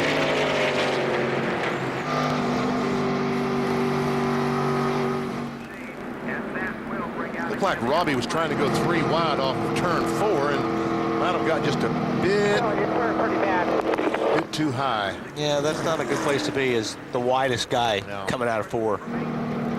Third caution of the race. Right rear. Yeah, you see him way up high. It looks like he may get. Who knows? He got in the marbles or he just got loose there. But he was. Let's ride aboard. Yeah. Give us a ride, Robbie. Jump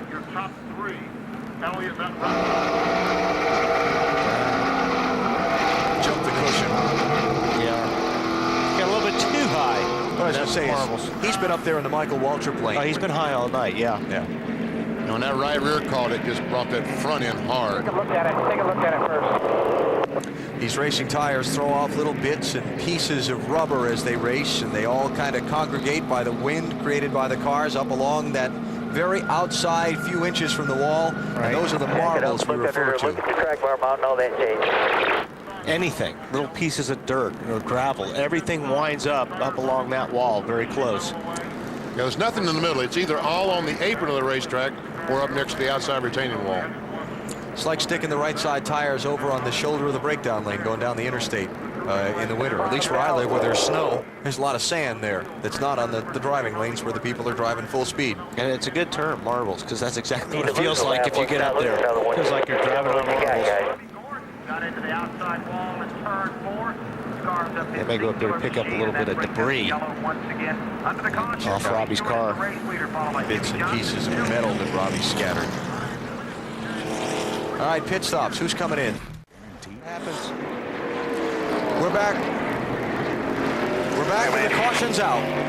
Elliott Sadler, Todd Bodine involved in a tangle off turn 4. You know what we were talking about earlier, BP, when you get somebody loose, sometimes it can backfire on you? Yeah. Well, that's exactly what happened to Elliott Sadler in his 38 car. For the 3rd race in a row, Elliott Sadler has serious damage to the M&M's car, and we can see as the window net goes down, he is angry. Sadler and Bodine racing on the lead lap together. And it didn't work out.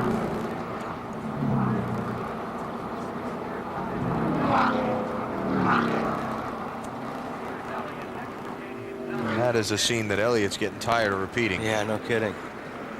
You're gonna get. The tough part is in every one of these races the last 3 weeks, they've been in the lead lap group when they've had their problems. Now watch what happened here. You see Elliott Sadler gets up on the 54 car and gets him loose, just like Earnhardt did earlier in the race. Problem is, he just didn't quite clear.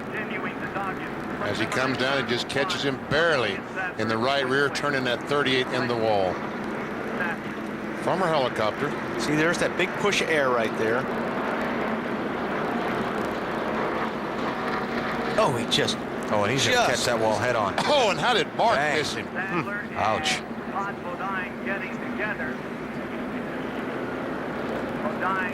Let's go on board with Mark and just see.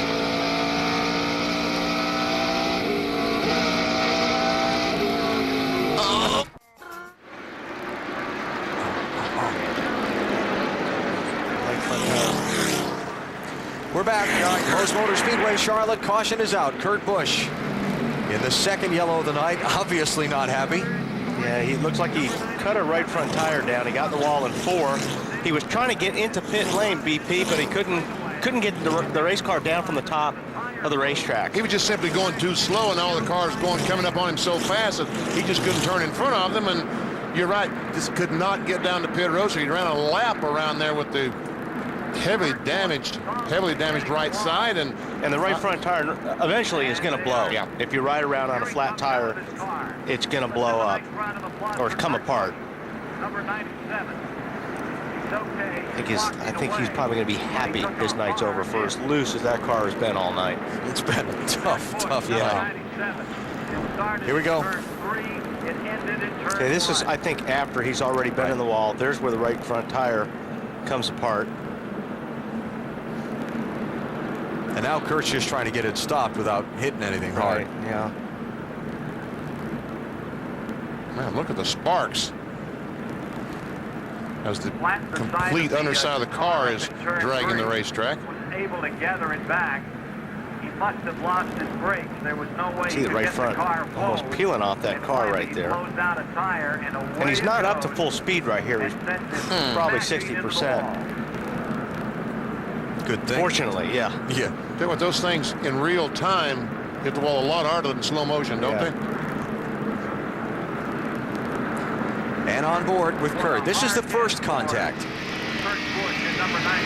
See the car right there, shoot up to the right. Now he rides around all the way around again. For a lap. Until this happened. Yeah. So he took the wheel off. It was because the wheel was off before he stopped. He was so mad. Not too good. Now, pit road has been closed because where Kurt's car came to rest was where the cars exit the pit lane after their stops.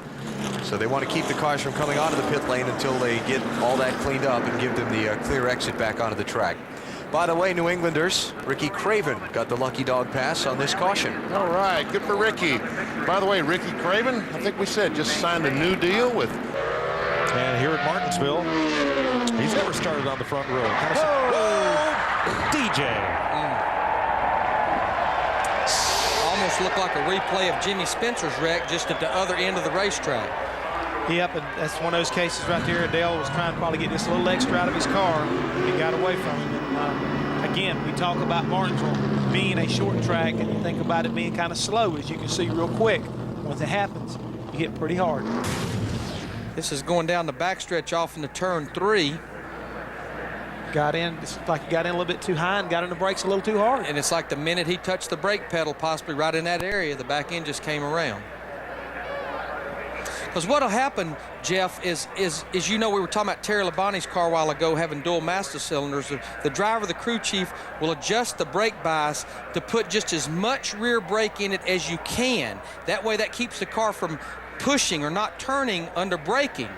But if you get too much rear brake in it here, what'll happen, the minute you touch it, it wants to come around. And that's a transitional place too, Larry. When you start to transfer that weight back to the front nose, the back end gets light. Again, so when you touch that brakes, back end comes around real quick. Well, you saw the fronts lock first. That may not be so much bias as all the weight transferring to the front of the car going into the corner. Wow, that's a shame. Dale Jr. still quickest with Ryan Newman, Ricky Rudd, and Jamie McMurray. Morning practice was not kind to Jimmy Spencer. Got down in the corner right there, wheel hopped a little bit like Dale Jarrett did in qualifying, and around the car came and up into that wall. One thing I wonder, and I didn't get a chance to talk to Jimmy, Rusty Wallace just in front of him was really not carrying a lot of speed into that corner. Could Jimmy have locked it up to keep from getting into the back of Rusty pretty hard?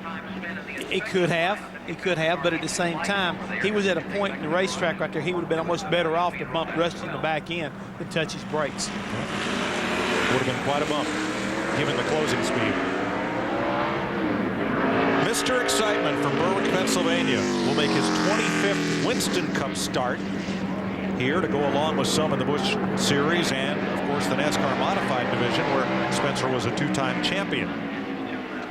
Backup car here for Spencer. And I would say all they want to do is just get a decent lap in here. They're not going to be any cold material, just a good, solid qualifying. He'll start 15th tomorrow in the Advance Auto Parts Craftsman Truck Series race. Darrell, by the way, will start 13th. Carl Edwards and John Wood on the front row. And Jimmy's get up to speed is a 21.11. Again, we've seen some cars as quick as 20, 50, 60s, and 70s. So that shows right there he's just being conservative with this backup car. Figure out what's going to have to happen here, and he's trying to make a nice, smooth lap. And he does. Wow, 9th place. What's and he does. 20:43. Pretty solid qualifying run with a backup car. Well, my hat's off to Tommy Baldwin and that number 7 crew. Mongo and his troops have showed up and did a really good job with their backup. And Baldwin is there. If you read the internet, every day he's packed up his toolbox and left. No, he's back. No, he's staying. No, he's gone. He's there. He's 5th. 24. Get you some of that. Good job, man. Good job today, guys. There you see here Tommy Baldwin just attaboying the whole crew, everybody. Well, they worked Team hard. effort. Worked hard for that one after having to roll out a backup car. And what that does right there, it takes a very bad day and turns it into a very positive afternoon and looking for tomorrow. It makes those guys at the shop watching this qualifying show, and we showed that car that was wrecked a while ago, it makes them feel a little bit better about Look it. at the guys running back toward the truck, and they got smiles on their faces. I'm pretty sure early on there weren't much smiles going around that 7th garage area. Tell you what, the Dodge group looking pretty good here. Out of the top 10, 6 are in a hurry.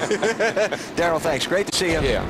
And we got trouble. Jimmy Spencer. Oh! Caution's out. Oh, man. Spencer was 4th at the time. Who's in the smoke and who got bent up? And Rusty's blocked. He just got passed by about 8 guys because he couldn't go anywhere. Hey, he's got a right front fender torn up. Yeah. Oh, man. Thanks, Darrell. Good to see you. Thanks, guys. See you, man. Good luck, man. DW? Thanks, man. Yes, sir. Yes, sir. Thanks. Something must be wrong with Jimmy's car. He's got the window net down. He's throwing his gloves. Wonder if he blew it up when he was, or something maybe with the rear end, or floored the gas to try and keep it from keep it spinning. My guess is something is broken in the drivetrain. Yeah, it's got to be. So caution is out for the first time at lap 54. Jimmy Spencer running 4th at the time.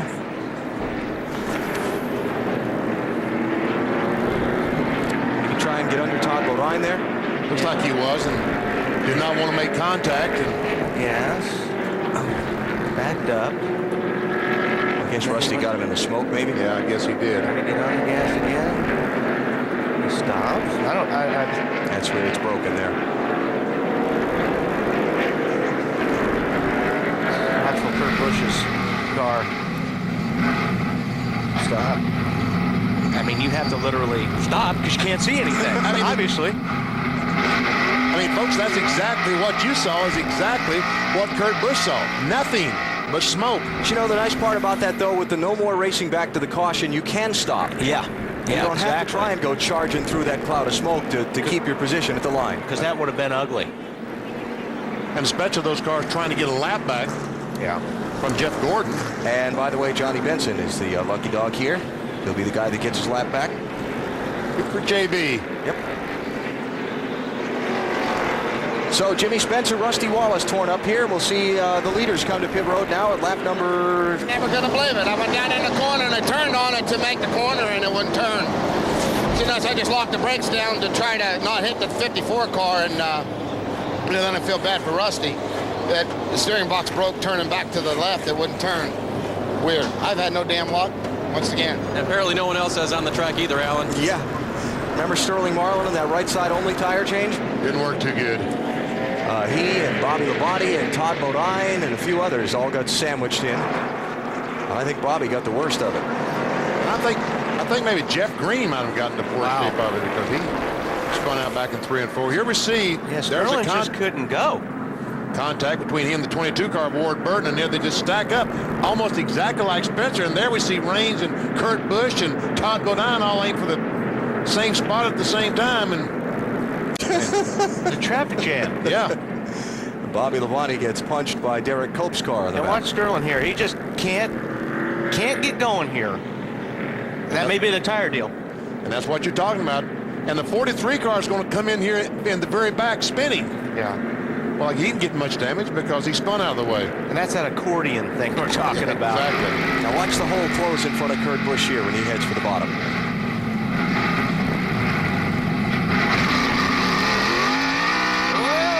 I think he just got nicked in the right side. This is Todd Bodine.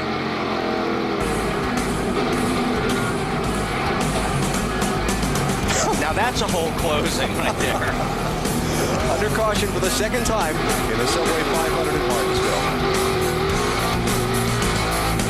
Ryan Newman going around in turn 2. Loop-de-loop. Caution flags out. Looks like he got a little help from somebody. He's trying to get going and rejoin because with the no racing back to the yellow rule, if you spin, is that left rear flat? Looks to me like his left rear tire is flat. With the no racing back to the yellow rule, if you spin, where you get back going again is where you fall into line. In his case, there was so much traffic coming by. I don't know if it's flat or not. I think it's just these guys run such low pressures here. I think 30 car gets into him right here. Yeah. Steve Park got to the back of him. And the lucky dog on this one, Kyle Petty, will get back on the lead lap. You're watching NASCAR on NBC. Get some air to him, trouble on the track. Dale Jarrett going around in turn 2. Oh, and he gets lapped by the leader before he gets the car going again. Now, does that make him the lucky dog? If he is the first car not on the lead lap when the caution comes out, that's a good question. We'll let them make the call on that. Yeah. I don't think we've had that happen. No. They're calling the 38 as being the first car one lap down. I guess maybe if you cause the yellow. Well, they're the 38's in front of 88. He was able to get by. Okay. Let's see. Contact there. Yeah. Derek Cope in the 37.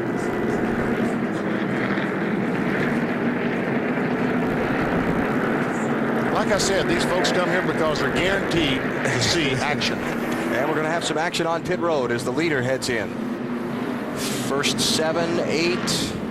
Looks like everybody on the lead lap. So now there's trouble. Kyle Petty. Caution's out. Kyle running in 30th place on the lead lap. He's going to stay on the lead lap. Gets it going again. And Casey Mears, a 41 car, stays in front of the leader, Terry Labonte. And the lucky dog will be Dale Jarrett. We said that lucky dog thing here at Martinsville was going to have a lot of cars on the lead lap. What's this, the 5th caution flag? And that's not going to be good for all those cars trying to make pit speed. Pit stops. Kyle Petty. This is from Robbie Gordon's car. Uh-oh. I got a feeling. Yeah. I knew what was coming, didn't you, Wally? Yeah. Whenever you get on board the car behind the car that crashed, you pretty much know what's coming. Just about a quarter way through the Subway 500. You're watching NASCAR on NBC. 3. So while they're out there under caution, Jeff Green says, leave our guys alone, Robbie. We'll see if the message was delivered or not. Not very happy with Robbie Gordon out there. Yeah, he's also telling he's not very happy with him. What's up with that? It's basically the... Exactly. What's up with that, Robbie? And the 31 car has also been issued a message from NASCAR Race Control that they would like for him not to have any more contact with other cars through the rest of the day. Oh, that's easy here at Martinsville. Oh, yeah. And could perhaps be a visit to the penalty box later in the day. How about a singular wireless race talk poll? Talking about the action in the 90,000 plus here. What type of track is your favorite? You like the short tracks? You like the speedways like Charlotte, Kansas, and so on? Or the Daytona, Talladega super speedway races? What do you think? Okay. A, Bristol, Martinsville. B, Charlotte, Kansas, Chicago. C, Daytona, Talladega. This is what, the 3rd or 4th pit stop under this caution for Sterling Marlin, Bill? Yeah, they've been in here several times. Now the hood goes up. Overheating problem for the 40. The water light's on. So they've been here to try and work on it. Sterling back on pit road with the hood up. And the guys go to work. But it's an overheating problem on the 40. It's like a leak of some kind. They've got a hose trying to put water in it, but exactly. Lee McCall said, what is it? Must have a hole. Maybe he's got a hole in the... Could have. Hole in the radiator or something. Radiator, the hose or something, because it's not really hot enough to be having overheating problems here today. Pouring out of it right there. The water pouring out right there. Yeah. Well, that's not good. They will be going behind the wall, I would assume. You would be correct, sir. Thank you. When they slam the hood down and do not put the hood bins in, not a good sign. They're not going far. That's not a good way to... Doing a pretty good job at battle for third. Trouble, turn 4, Rusty Wallace, Jamie McMurray, Jimmy Johnson. Did you stop? You stopped, didn't you? Yeah, he stopped. Yeah, Okay. I stopped. He ran out. He ran out of cars? Yeah. Good. 6th caution flag. I think the 48 got away pretty clean. Yeah, I think he got Jimmy bumped. Johnson, his car looks pretty decent. I think Jimmy just got bumped afterwards. See that accordion, maybe? Okay, we got the front end, we got the back end. Here we go.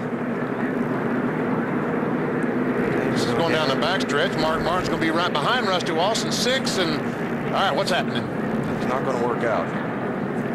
Looked like Rusty got a little bit loose getting in, and then Mark finished him off. See, McMurray got pinched by Sadler and Jimmy Johnson. Jamie was in the wrong place at the wrong time. Todd Bodine's view. Brakes. Oh, Todd's been having a lot of these views today. He's going to get done with this day and say, man, I've worked hard today. Ooh, look at this. Yeah. Kevin Harvick, Jeff Gordon. Oh, looks like, is that coming back to the caution, or that's earlier, before the caution? Okay, little crease in the back bumper there on the 29. That'll make things interesting. Bill Elliott, the only leader to pit under this caution, so let's take a break. You're watching NASCAR on NBC. In turn 3, Kenny Wallace off the pace. Caution flag is out. Right front, yeah. Debris on the backstretch. Oh, I see why he's made some hard contact with a wall because of the flat right front tire. Had a lot of trouble here in these last couple of seconds. Kenny Wallace running well and had that problem that slowed him. Johnny Benson just took his car behind the wall. Now we see that there's some contact between players. That might be what happened to the right front tire on the 23 car. Yeah, 23 car gets a little bit loose. Goes up. Ooh, the two teammates. Oh, man. A lot of contact. Both running in the top 10. Bill Davis has got to be happy. No, I'm only kidding, folks. Yeah. Kenny Wallace got a little bit loose there, and when he corrected it, Ward Burton was already there. Now, Jamie McMurray is being waved past the pace car right now. Under the last caution, we saw that problem he had on his pit, but the penalty that was assessed to him was the wrong one. It was too stiff for the infraction. He should have just started at the end of the line instead of being held for a time penalty. The time penalty caused him to go a lap down, so because NASCAR says we made a mistake on that, they're putting him back on the lead lap to give back what they took from him by error. Well, that's good. That's fair. Great. So they wanted to do that before they opened pit road, so McMurray could come in and pit with the lead lap cars like he should be able to. Right. And that's debris from Kenny Wallace's car that he's been shedding down the back straightaway.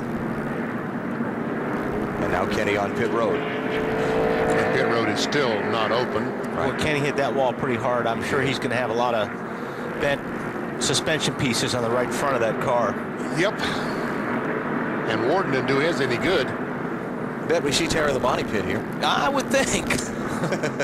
Tires might be great, but he's probably getting low on fuel. Looks like they're going to keep pit road closed another lap because they want to get that debris picked up off the back straightaway. That's where the cars exit the pit lane. They don't want people running over that just after they make a pit stop. So let's take a break. From Martinsville, it's the Subway 500.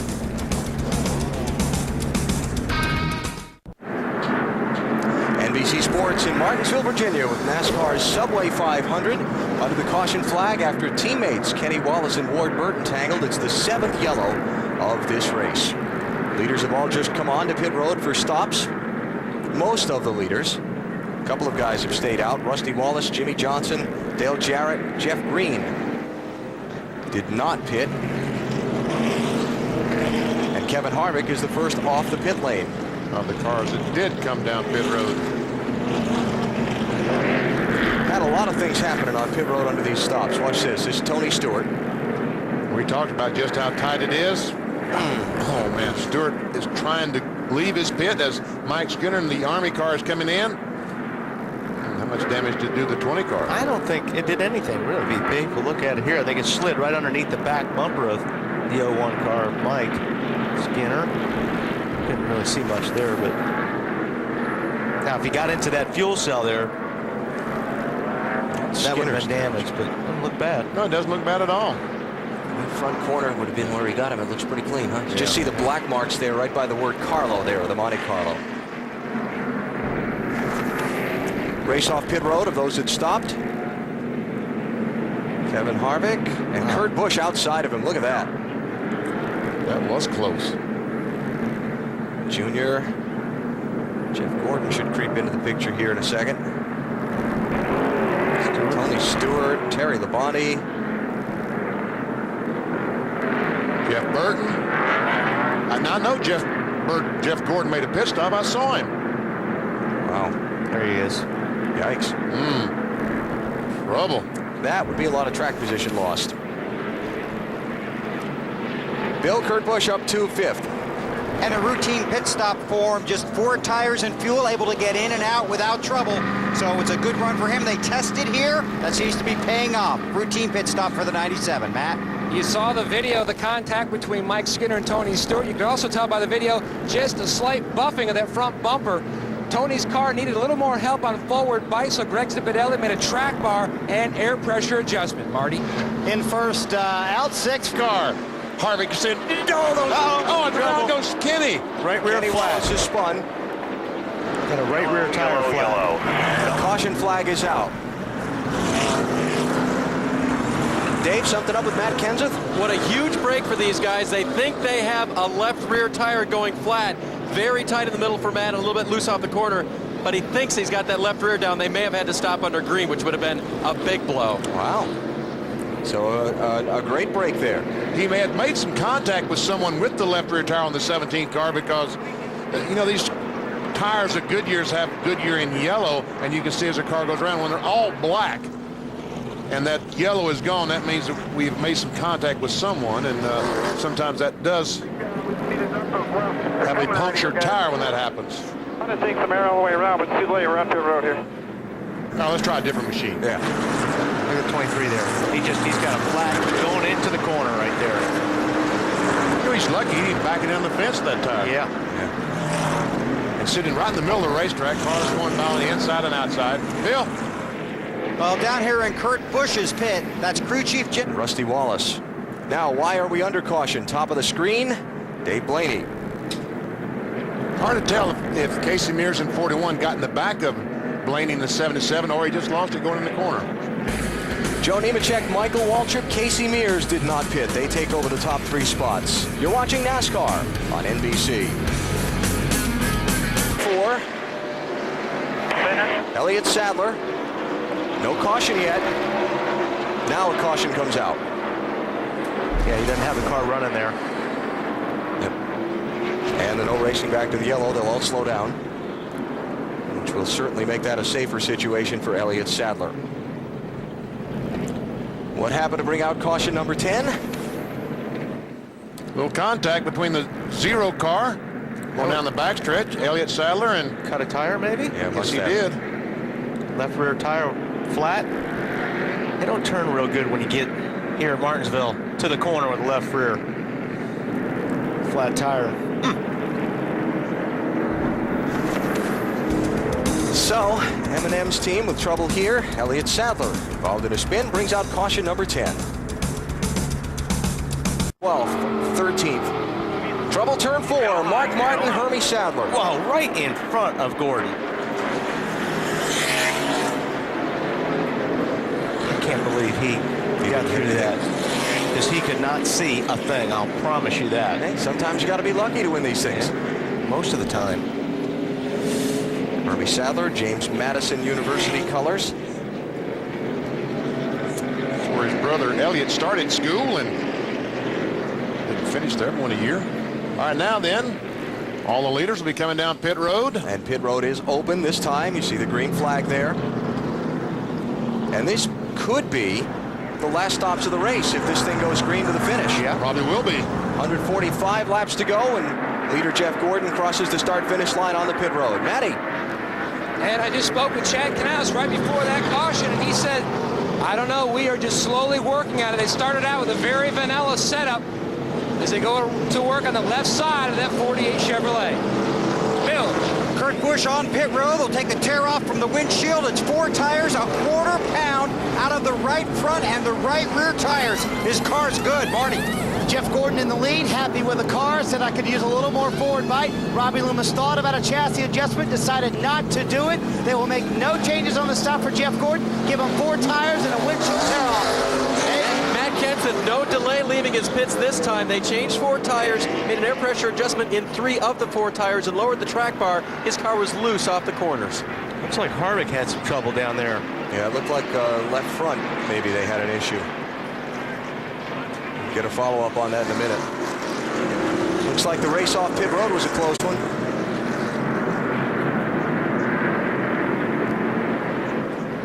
All right, let's check out the reason that we're under the caution. Trouble in turn 4. Hermie Sadler and Mark Martin got tangled up just in front of leader Jeff Gordon. See Jeff Gordon trying to put a lap on Greg Biffle in a 16 car, and gets alongside, and around those 2 cars go, and look at all that smoke. And Mark keeps his car going, and that's important. He beats the 16 to the line, so he becomes a lucky dog. There's 2 lucky dogs in that deal. Yeah. Jeff Gordon being the other one.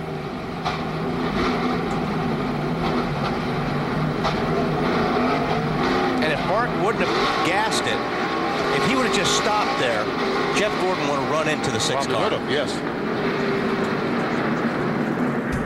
So under caution with 143 laps to go, Jeff Gordon is the leader of the Subway 500.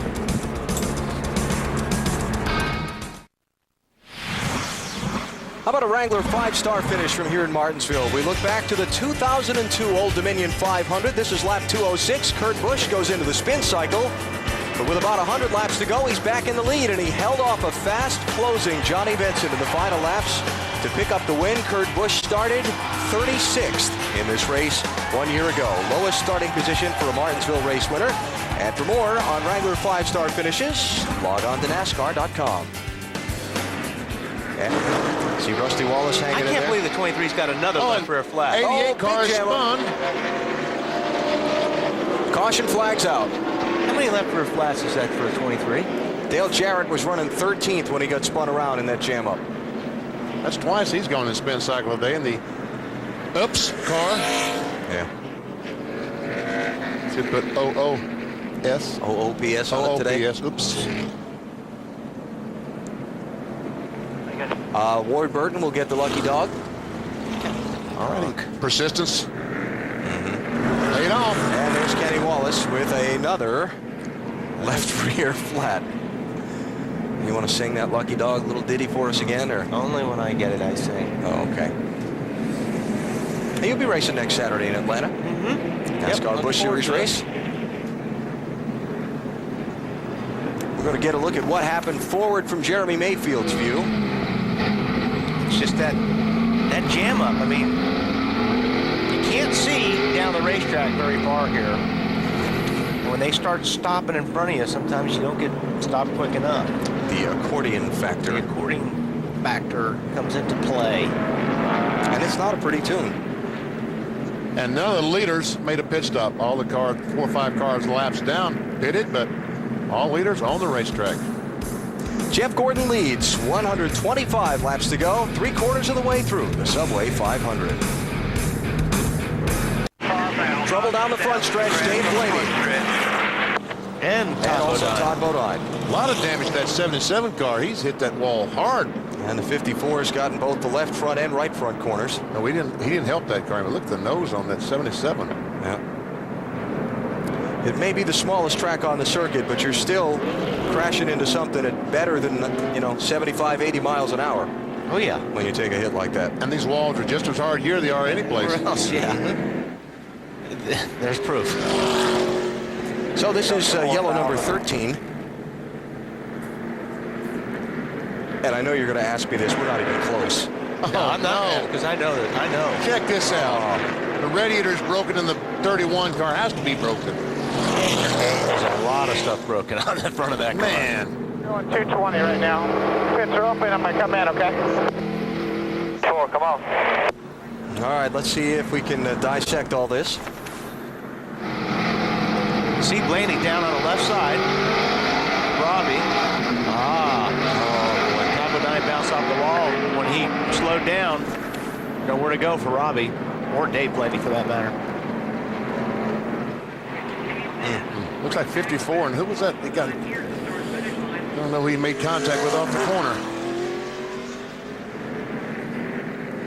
So yellow number 13 out. The record for most yellows in a 500-lap Winston Cup race here is 18. It's John Andretti that he made contact with BP. Oh, that's going to hurt. You're watching NASCAR on NBC.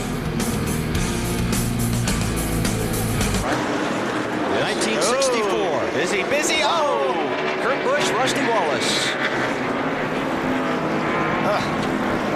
And no others. Everybody else dodges. 3 wide didn't work too good. No, it never does at Martinsville. Let's see. Kurt might have gotten the radiator on his car. There's steam pouring out of it. And that's not out of the window we're talking about.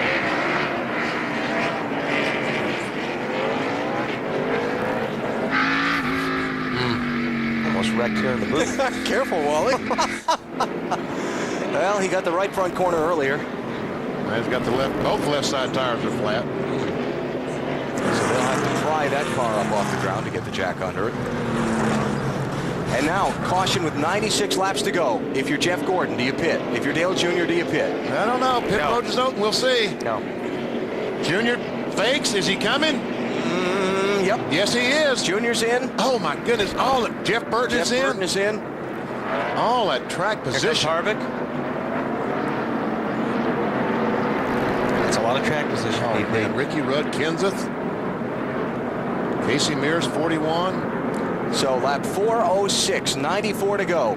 Jeff Gordon stays out. Dale Jr. pits. I think the reason that Junior pitted, I don't think he liked his car. I think they're going to make some changes. Marty? BP, you hit it the nail on the head. Junior said, I don't like this set of tires. It's like nothing we've had all day long. It's making the car bounce around on the racetrack. I don't know what to say. I just know I need new tires, Bill. Kevin Harvick has complained that his car's all over the place. Wedge adjustment, 4 tires, top it off with fuel. See if the 4 tires will help him get back to the front and continue to chase Matt Kenseth. Dave. 17 car, second guessing themselves a little bit. They thought maybe they should have stayed out, but they came in, they changed 2 right side tires, little fresh rubber to take them to the end. So obviously the question has been answered. I mean, if your car's not handling, you know, you need to come in. This is the time to do it.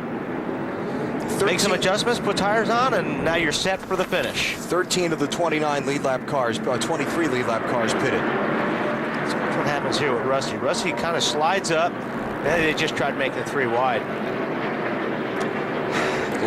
You can't fault anybody there. No.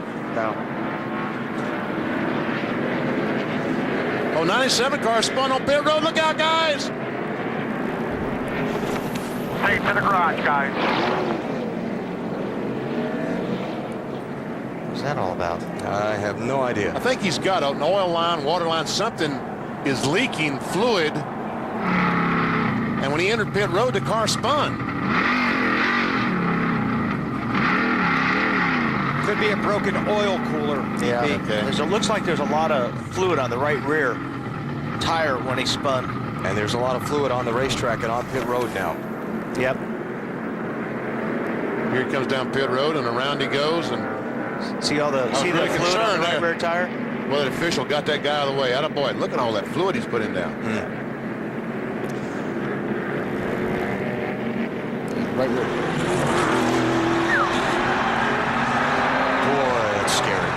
Good thing that was then and not when everybody was pitting race cars.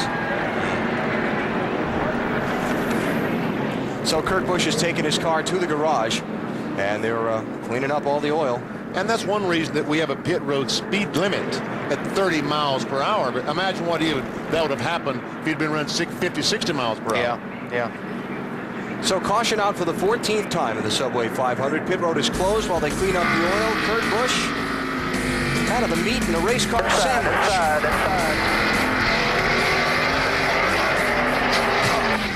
Takeoff. Getting style points for taking air, too. Back to Martinsville after this.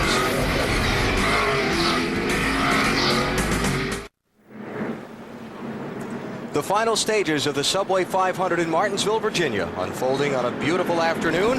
NASCAR's race for the championship down to just 5 races to go, and Jeff Gordon is out in front with 89 laps left. Here's what put us under the 14th caution of the race. Car trying to take off is a 97 of Kurt Busch, right along with Kevin Harvick as he dives down, goes to the inside. See Schrader there on the inside. He got away with it. Race car weighs, what, 3,400 pounds? It's not easy to pop a wheelie. No. Yikes. And ouch. Whoa, whoa, whoa. Todd Bodine's in the wall, and there's more spinning and a traffic jam behind him. Kevin LePage has gone around. Oh! Kenny Wallace there with contact. Yeah, he just jumped over somebody. You know, I don't know who it was, but on that restart, I was watching Todd Bodine and another car go through the corner, and they were very, very close to each other.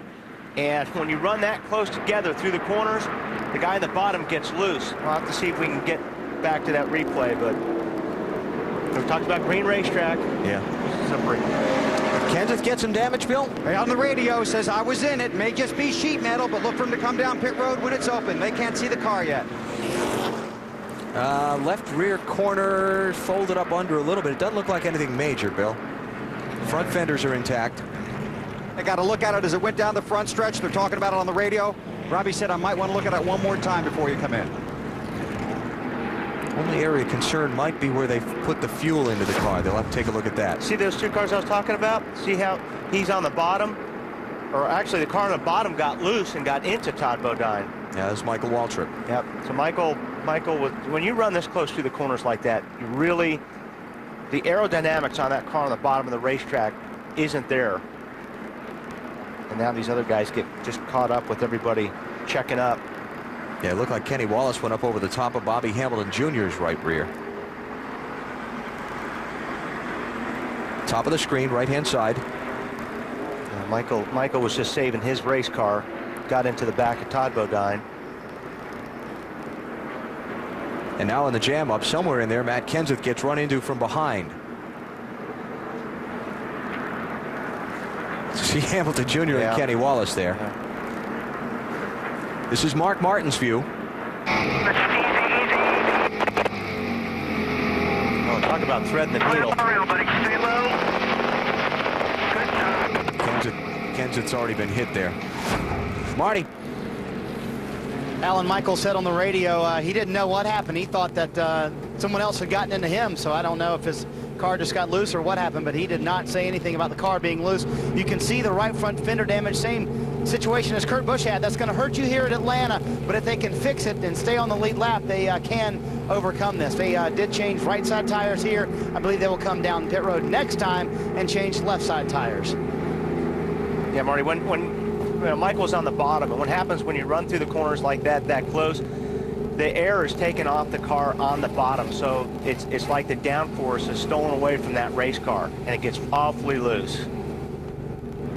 See the damage on Matt Kenseth. I'm thinking it's Sterling Marlin that got into the back of him, Bill, because they're fixing up the nose on Marlin's car now, and he was running right behind him at the time. Matt said, I was watching the wreck in front of me. Somebody ran into me from behind. They talked about coming down pit road. Then they talked about having Mark Martin pull up and look at the car. They looked at the pictures on television, decided to bring Kenseth down pit road. So here he comes. Originally, they were going to put 4 fresh tires on it. Robbie Reiser, very calm as the crew chief, giving instructions. Matt said, leave the tires alone. They only have half a lap on them. Just bang out, make the repairs to the car. They go to the left rear first. They were worried that this was flared out too far. They've got a patch ready to put on it, working on it behind the car. They also want to see if anything's loose underneath. Robbie says if there's anything loose, we'll fix it and then send you back out. So Kenseth gave up 20th position there for this pit stop. Now I want to try and take a look right in this area right here. I believe that's around where Matt's running. Oh, I'm sorry, that's where the wreck starts. All right, and now Kenseth is farther back up the track. Right under the red billboard, look around in here. That would be around where Matt is. So the spin's there. Everybody's on the brakes. Yeah, they've already gone by. Yeah. He gets tagged about the middle of the backstretch, or right before the middle of the backstretch. So they give up, again, their 20th position to make repairs on that car, and we'll follow that story. Bill's on top of it for us, and see what the damage assessment is on the championship leader. Kevin Harvick leads under caution here in Atlanta. Now Junior slowing off turn 4 at trouble. Ricky Rudd gets spun around through the grass. No caution yet. No caution yet. Now the caution comes out. The lights were on long before the flag came out. Well, I'll tell you what might explain that, Bill. I monitor NASCAR's race control radio, and I did not hear them call for the caution, but they control the lights from the control tower usually at most of these racetracks. Dave? And Junior was already on pit road. They said, you want to pit anyway? They said, yep, let's just get it done. They're going to make an air pressure adjustment for him. Too loose in, tight in the center, but good off the corners. And now he stalls the car. Tough to get these cars off pit lane with those high gears. And Ricky Rudd is stuck. Yep. With all this rain and everything. He's going to need some help. Yeah. Oh, man. The car probably didn't have that much damage, but he's going to go a lap or two down because of this. Now let's see if we can get the wrecker stuck. Yeah, I think they'll just go handle it manually. Bill? Huge break for the 17 and Matt Kenseth. They wanted to stay out and get bonus points for leading a lap, so they were still out because they had pitted out of sequence because of the earlier caution. Now he gets the pit under caution, running second on the racetrack. Let's see who follows him in. Well, guys who have not stopped yet, Kurt Busch, who's the leader, Matt Kenseth, Michael Waltrip, Joe Nemechek, Johnny Benson, Dale Jarrett, Sterling Marlin, Kevin LePage, Tony Raines. They've all not stopped yet. Then you get back to Tony Stewart and Earnhardt Jr. and the other guys who just made the pit stops before the caution. And a few of those guys were a lap down, so this is a big break for about 6 or 7 of those cars that have been put a lap down. They get to make all that up. Jeff Gordon is the first one a lap down the way the caution is shaken out, so he's going to get the lucky dog pass. Is it? Well, we'll check that. It might not be Jeff Gordon. It might just be where the pace car came up. There's a bunch of them that want to be the lucky dog right now. So Kurt Busch, Matt Kenseth, Michael Waltrip, and the other drivers I mentioned a minute ago come to pit road to get their service under the yellow flag. Bill? Loose off of turn 2, perfect in 3 and 4. That's what Matt Kenseth said after the caution came out. This will be 4 tires and fuel. Jack Roush came over here to watch this pit stop. Robbie Gordon said, let's beat the 97 off pit road. Around to the left side, waiting for the left side tires to be tight, and they clean the grill. He's on his way. We go to Marty. Kurt Busch restarted 40th, Bill. He now is in the lead. The car was a little bit tight on that run, but it got a little loose the longer he ran. They give him a tear off the windshield. They do half a round down and wedge and half a pound in the right rear tire.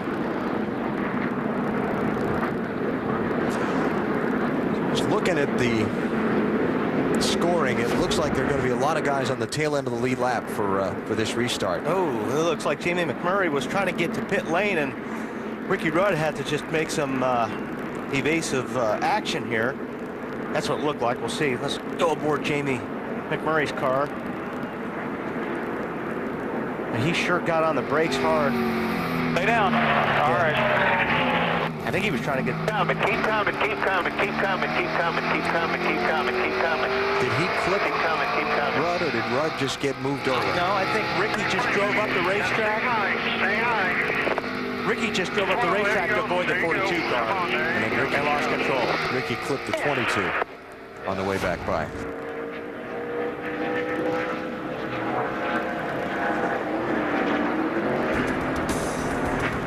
So the field jumbled up under a caution that came out in the middle of a set of green flag pit stops. We'll sort it out in a minute.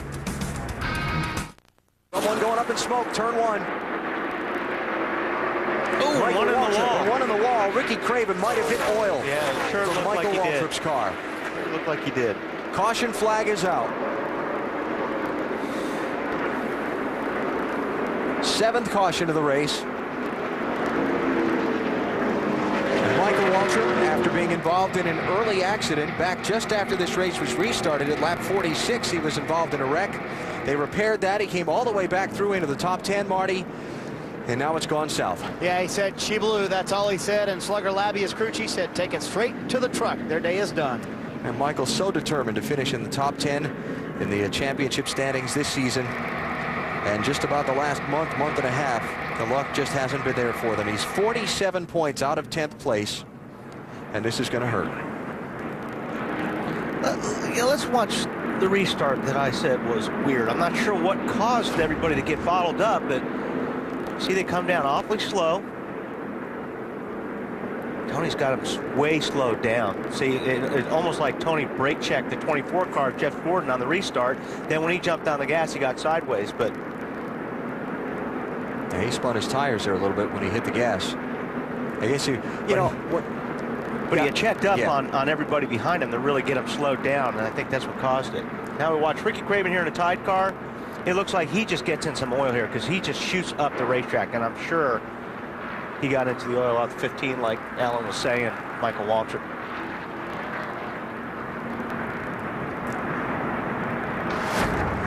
So here come the leaders to the opening of pit road. Whoa, little fake there. One of them. Junior came in. Trouble turn 4. Dave Blaney is spun around. Caution flag is out. He's hit the wall. Caution number 8.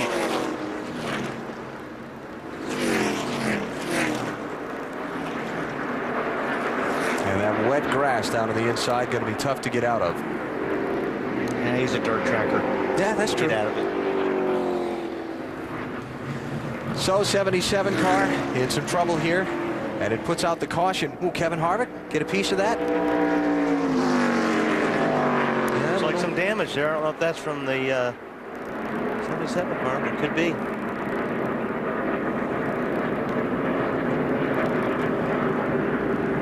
Harvick running in 7th place right now. And Jeremy Mayfield is going to be your lucky dog. Let's find out what happened to Dave Blaney.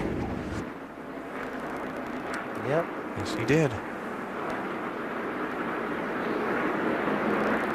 So mark that one down as important in the championship, because if Harvick has to spend any kind of extra time on pit road to get that fender fixed, he's going to lose the track position advantage he has on Kenseth. Oh, and it just happened right in front of him. Yeah, Harvick had no place to go. Nice job by Joe Nemechek to get down on the apron and avoid Blaney's car. Blaney in for repairs. Now, this is with 125 laps to go.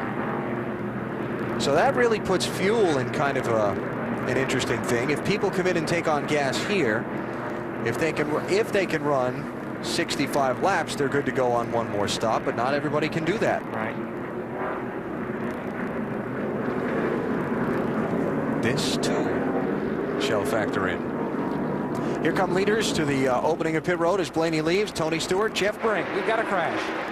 Turn 1 and 2. Steve Park with a heavy impact. Earlier in the race, Park had a fender rub on his left front tire, though we hadn't seen it smoking lately. Boy, he shortened up the right side of that car. Yes, he did. I see broken rotors and pieces like that sliding down the racetrack. Steve dropping the window net. Good to see. You're not going to crash soft here. 9th caution of this race. Yeah, something definitely broke on that car. Hard to tell from that angle, but shoots up the racetrack like that. I think we would see some sparks there before he hit the wall. Go on board Ken Schrader's car for another look. He and Steve racing for a spot here. Okay, he just hit the wall hard. Yellow's out. Yeah, Still got one on your outside, clear all around. The left front tire was either flat or something happened, and that's where that rub was earlier in the race.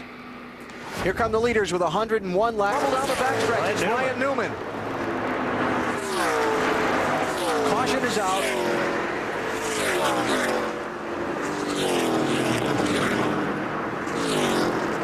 And Newman's in trouble from 6th place.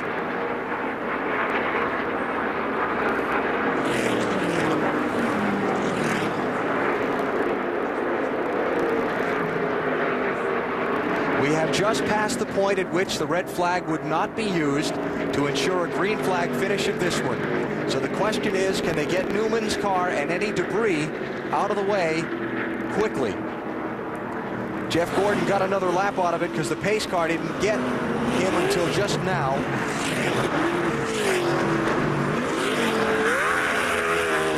And Newman's got enough damage on the left side of his car that he's not going anyplace. Dave? Ryan radioed in that he was okay. Then they said, can you fire it up? And he said, yeah, we're running. Problem is he's not turning. Yeah, he's got some pretty big damage to his left side. Trying to get that car off the track so they can go back green. He's racing with Dale Earnhardt Jr. He just got aero loose right there in front of the 8 car. He slid up in front of the 8 car and the air got off the rear spoiler and turned himself around.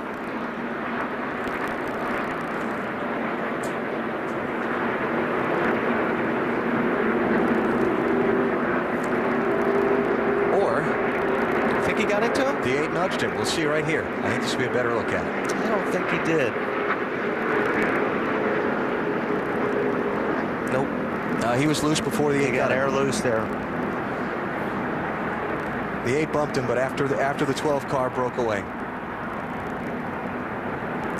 Now this is the seat you don't want to be riding in right now. Let's go on board Ryan Newman. Looking to the high side.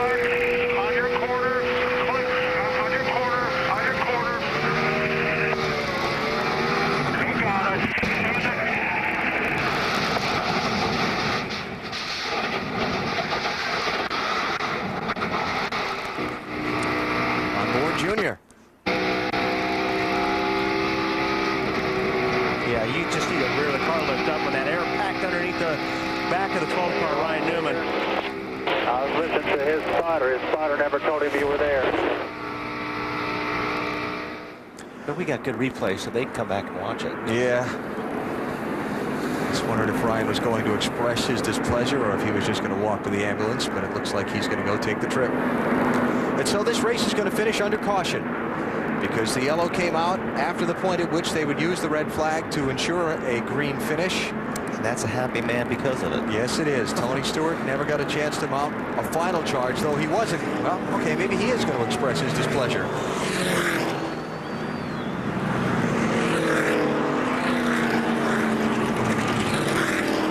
So Ryan Newman and Dale Jr. racing for 6th in the final laps, and that goes bad.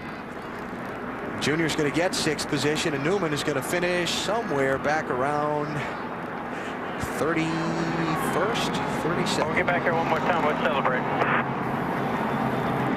White flag for Jeff Gordon. Nice job today. You drove your butt off and complete that lap.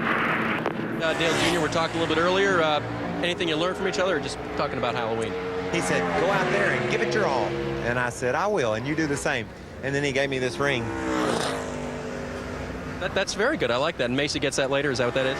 Yeah, I wear stuff like that to think of my beautiful little girls at home, and we can't be out here on this trip, so missing them a little bit, but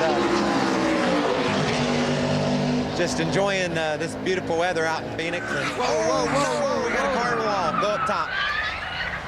Yes, he did. Ward Burton scraped the back end of the net zero Pontiac. Just the right rear corner against the fence. But now that was his 2nd lap. He was 5th quickest on the 1st lap. So I would say no more damage into that. They'll be more than happy to try to just beat that out and repair it a little bit. But he was going for it, guys. What he was looking for was trying to pick up that little bit on that next lap. Again, try to run up there close to the wet. Car's okay. Here's a look. This is that area coming off turn 2. So much speed right there, just got real loose with him well before that new part of the pavement, Jeff. Well before that right there. We've seen a lot of guys loose in that area, but he was trying to hang on to her and get it up to that new pavement where we get that bite coming off that down the back straightaway. Well, you heard Ward say in the interview, I don't hold anything back. No. There's a look. And nice throw, Michael. We'll see you tonight on trackside. I like working with a trained professional. Big hit for this race team this past week after Atlanta. In practice inspection last week at Atlanta, opening day practice, NASCAR found an unapproved carburetor modification actually to the Ventura area. They fined crew chief Tony Furr $25,000 and took 25 driver and owner points away from this race team. Ouch. So Ward Burton, despite the brush with the wall on lap 2, is 5th quickest behind Vickers, Nemechek, Marlin, and Harry Labonte. I hate that sound.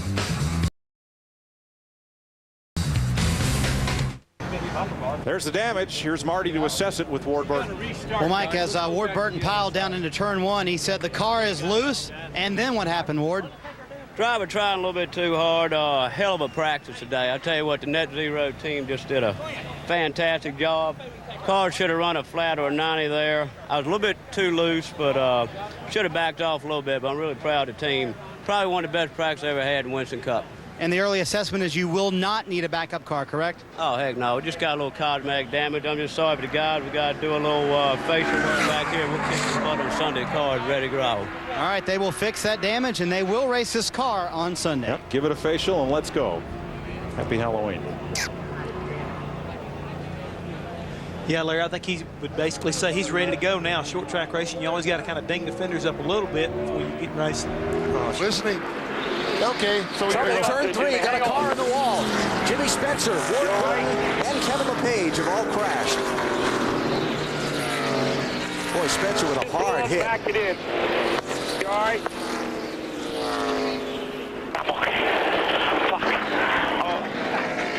No, he's not okay. He's got the air. They're knocked out of him. Yeah, all the air is knocked out of his body. Ward Burton apparently and Kevin LePage getting in the oil from Spencer's car. You heard the crew chief Tommy Baldwin say the engine blew up and he backed it in. See Jimmy moving there in the car trying to get his breath, and it's a hard hit. Boy, it was.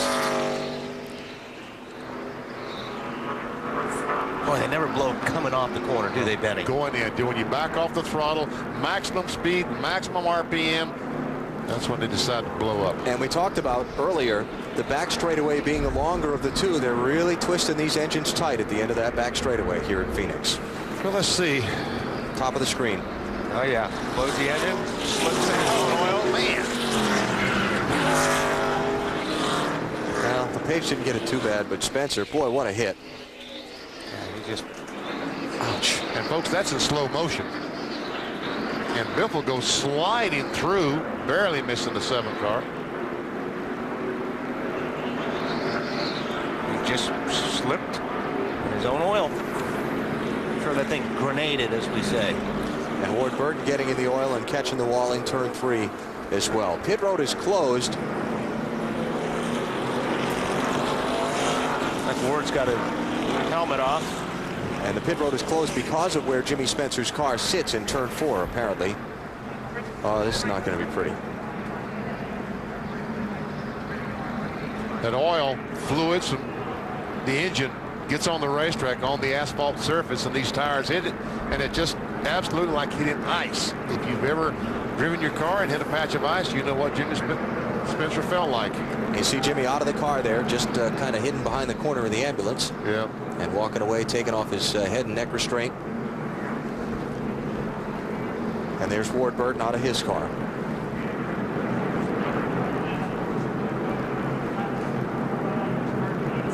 There's Jimmy walking over toward the ambulance. And Yeah, I'm okay. Just barely. I want to go home. Yeah, exactly. Man, that's a hard lick. So, thinking back to racing for a minute, now that we know Jimmy and Ward are okay, Kevin Harvick, 2 tires on this pit stop to get some of that track position really back? I would think so, probably. He stopped at lap 140. It's one... I don't know, man. Maybe he won't stop at all. Yeah, he will. I think he's going to stop, but those guys are pretty fast down there in that 29 pit. They can take 4 and get away with it. Sorry, well, see where all the rescue equipment is, so that's why pit road remains closed. So let's take our break here. We'll come back for the start of the pit stops in a minute. Be interesting to see what kind of strategies are played out on pit road. Caution flag is out for the 4th time today here in Phoenix. Turn 3, got a car on the wall. Steve Park. That's Steve Park. Head on in the wall. Man, that's a big time wreck. Caution's out.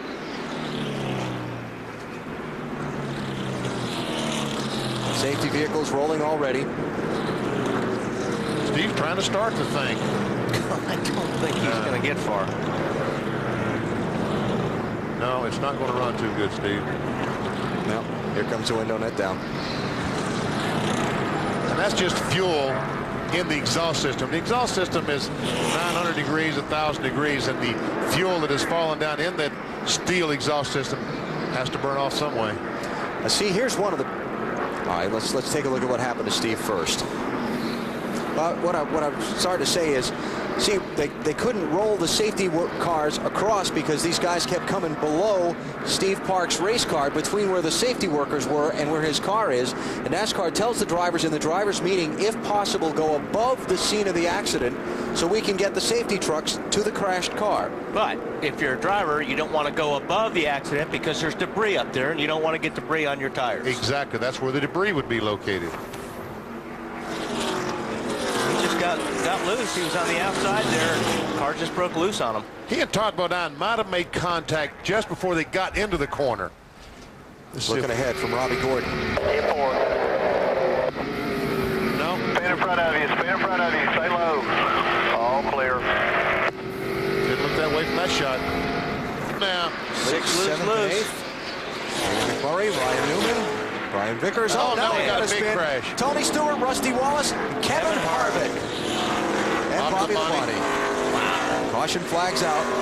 They were all racing for 10th place. And Harvick has got to go to the garage area. He may get back on the racetrack, but it'll be a good while before he gets back out. A lot of water coming out of the front of that car. And what about Matt Kenseth? Made it through. Clear, clear, clear. So 4 cars racing for 10th spot, involved in a big smoking heat off turn number 2. And some potential contenders for a top finish here today at Phoenix. Looks like with their days severely hampered. Now this crash may be big enough and take long enough to clean up that some guys, it will get them in that fuel window. And everybody drove away. I don't know how long it's going to take unless they just got right fluid. It's like they get... Looks like Rusty gets into the back of the 20 car, and then 22 car. Scott Wimmer gets in the back of Rusty, and then Kevin Harvick's got no place to go. Bobby Labonte has no place to go. Wrong place, wrong time. Another shot. It's a chain reaction. The accordion factor. Yeah.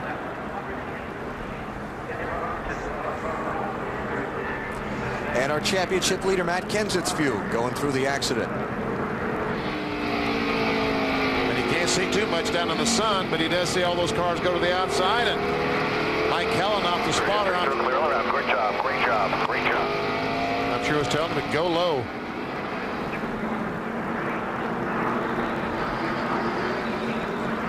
And fortunately, Matt clear to his left. And now a view not so pretty. This is with Kevin Harvick. Stop, stop, stop, stop. Danny, you can't stop that quickly.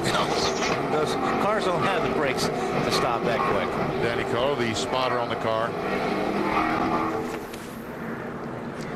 So Harvick has taken his car off the racetrack into the garage area for repairs. Rusty Wallace on and off pit road. There you see the 5 cars involved.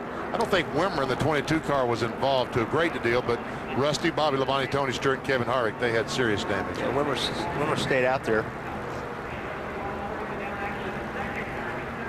Tony Stewart also on and off pit road already. Here's another look.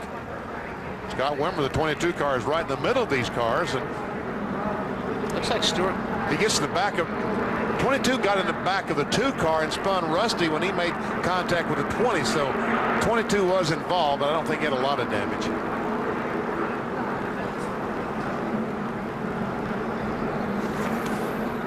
See Bobby Labonte's car being towed away. He started to drive away, but he didn't get very far. Talked to Michael McSwain, the crew chief on that 18 car, Fatback, this morning. He said, I look good in Victory Lane today. Just remember, I'm going to look awfully good. Well, Michael, sorry, buddy. Tough luck. And as I said, Tony Stewart drove away. And has rejoined the tail end of the field. Stewart has not been on pit road yet. I think I said he was before, but he's not come in yet. He just rejoined the end of the pack after leaving the accident scene. But Rusty Wallace has come down pit road twice already. Pit road going to be open this time. 80 laps to go. All right. How many takers? Kurt Busch. Going to give up second. Man. Can't believe that. Oh, man. Well, they must be really, really short on fuel. Call we had to make, guys. What are they saying, Dave, on the 97? 10 away. Let's put 40. Wally, they needed 16 yellow flag laps to make it to the end. They didn't think they were going to get them. So 3.5 gallons of fuel is all that Jimmy Fennig has called for. And then they changed their mind. Well, let's just get 4 tires anyway. We're the only one that came down pit road. We'll put fresh rubber on it. Hope that'll take us to the end.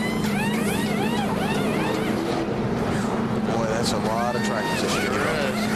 Looks like the next car that I saw come down pit road was the 20th place car after Kurt Busch gave up second. Matty. Tony Stewart is in. They're going to go to work and pull out the fender on the left front as they're going to put 4 tires on. Surveying the damage, Mark Robertson, the spotter, was telling Zippy what the right side damage looked like as Mike Linger fell, and the guys continue to work on that left front corner of Tony Stewart's race car. Rusty Wallace was in twice. They pulled the fenders out on both the right front and left front fender as work continues on Tony Stewart's Chevrolet. So a 4-car crash racing for 10th position brings out the 7th caution of the race.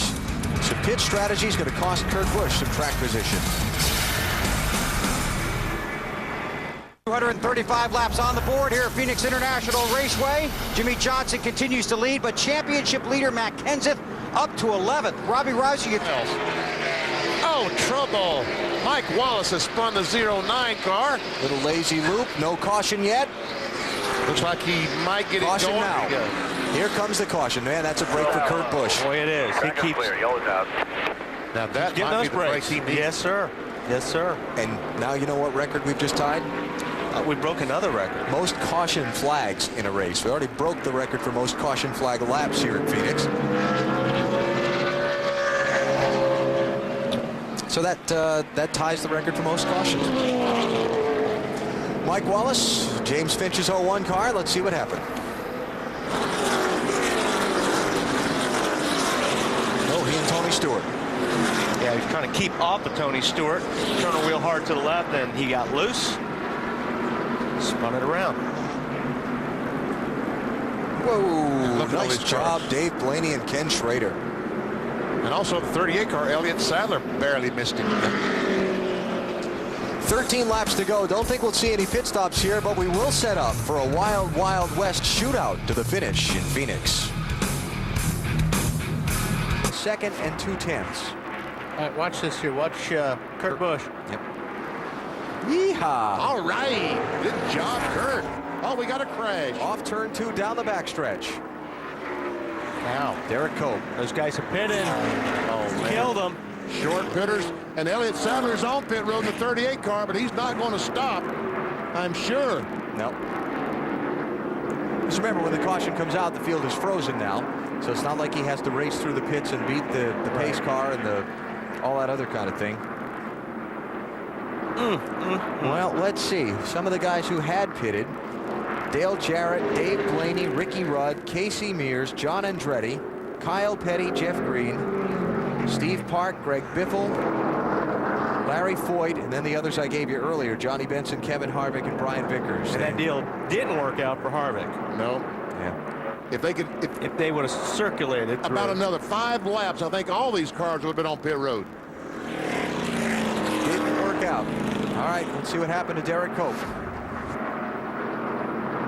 Same top of the screen. He just broke loose. Got on the gas and around he goes. Yeah.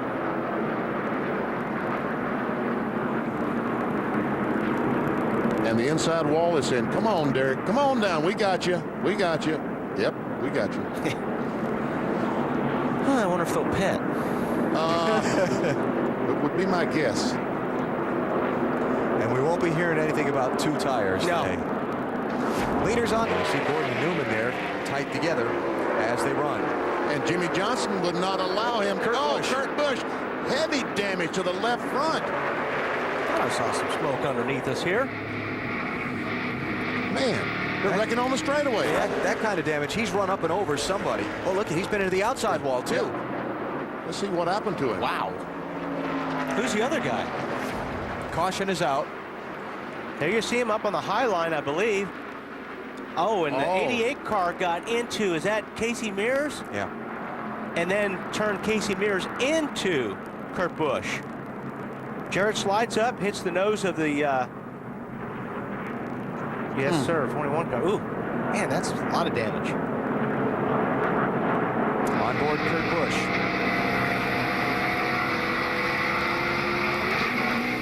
Just turned right into him. I mean, he was wide open on the throttle when all of a sudden he's in the wall. Nothing there. Got about 5 more coming. Nothing Kurt could have done there. Nope. Casey Mears on pit road. Kurt Busch on pit road. Dale Jarrett has not come in yet. These guys had a good race car, Marty. They really, I talked to Jimmy Fenning this morning. They were looking good. They had an outstanding shot to win this race, Wally. They've been really the dominant car here in the last 2 races, finishing 3rd and 2nd, leading 255 laps. They were very patient coming up through the field, but obviously a lot of damage, and Kurt has been amazingly calm, not said a word on the radio. Yeah, I mean, you're just the wrong place at the wrong time on a deal like that. And we talk about luck in this business, and most of the time you make your own luck, but that is bad luck. Yes. Leader Mayfield stays out. Some of the drivers farther back, like 7th place Jimmy Johnson pit. We'll be back to Rockingham. Petty. Boy, he's having fun. We got trouble. Jeff Burton. Knocked around, spinning down the tri-oval. That's what Jeff Gordon needed. Yes, sir. Jeff Gordon back on the lead lap. Come on in here. Now, you said they were stacking up, and that's the result of stacking up. Exactly. Kyle Petty had some trouble there in restart.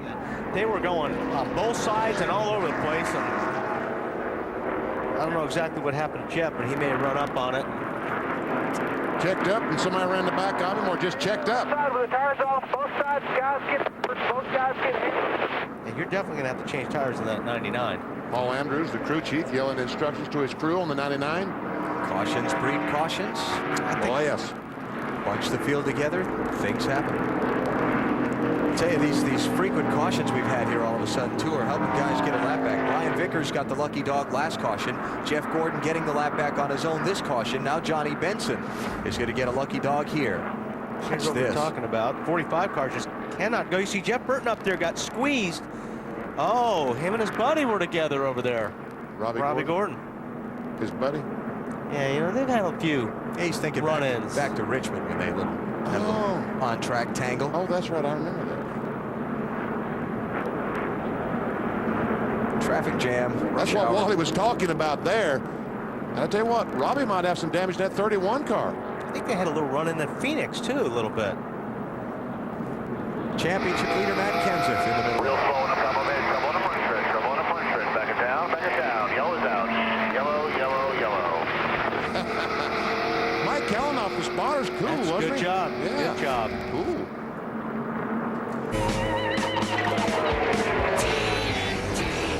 Dynamite. Watch the spin in front of you. Watch that spin. Caution's out. Caution's out. One now. Caution's out. That's Ricky Rudd. And Jamie McMurray. No, it's Greg Biffle. I'm sorry. So the two bestest rookie contenders spin together.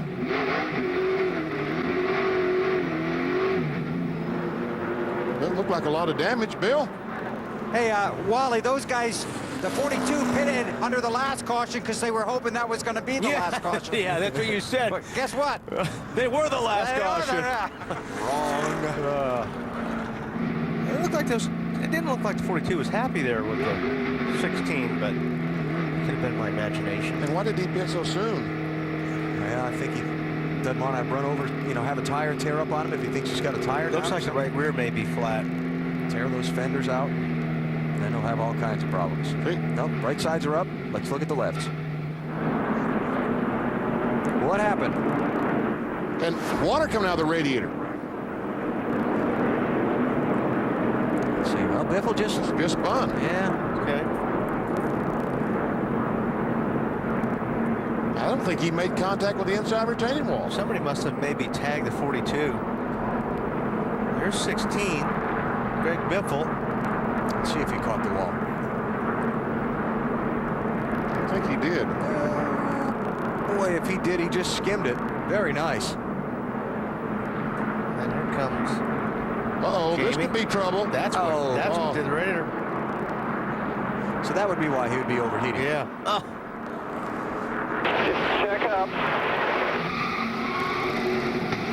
He may have got tagged. It's hard to tell. All right, get it fired up if you can. Dale Jr. Stay up, clear, all clear. No caution yet, caution's out.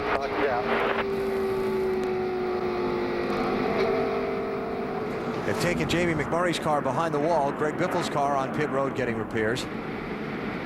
Must have punched the radiator out of that thing. I think it did. Just hit just enough to puncture the radiator.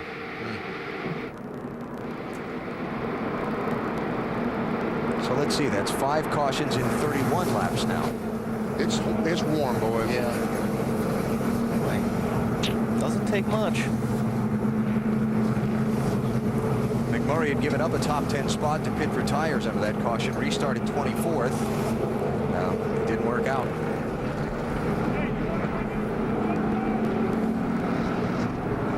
Our commanding view from on high. See Biffle right there, breaks loose. Does a great job keeping it off the inside wall. Yeah. Because that backstretch is banked, taking the car down there. And he spins around. It's like, all right, I didn't hit anything. Yeah, but he's looking down the backstretch, seeing this coming. Uh-oh. But you see, now the 42 is going to run in the inside wall at the same time he hits Biffle, because he's hit Greg with the right side. I wondered how he broke the radiator, but I think the inside wall is what did it. Whoa. Oh, man. Jeff Gordon just gets through. Let's see how hard he hits the inside wall. Must be hard enough to break the radiator. Oh, yeah. Yep. Man. You see the water already coming out under the yellow tape? See it?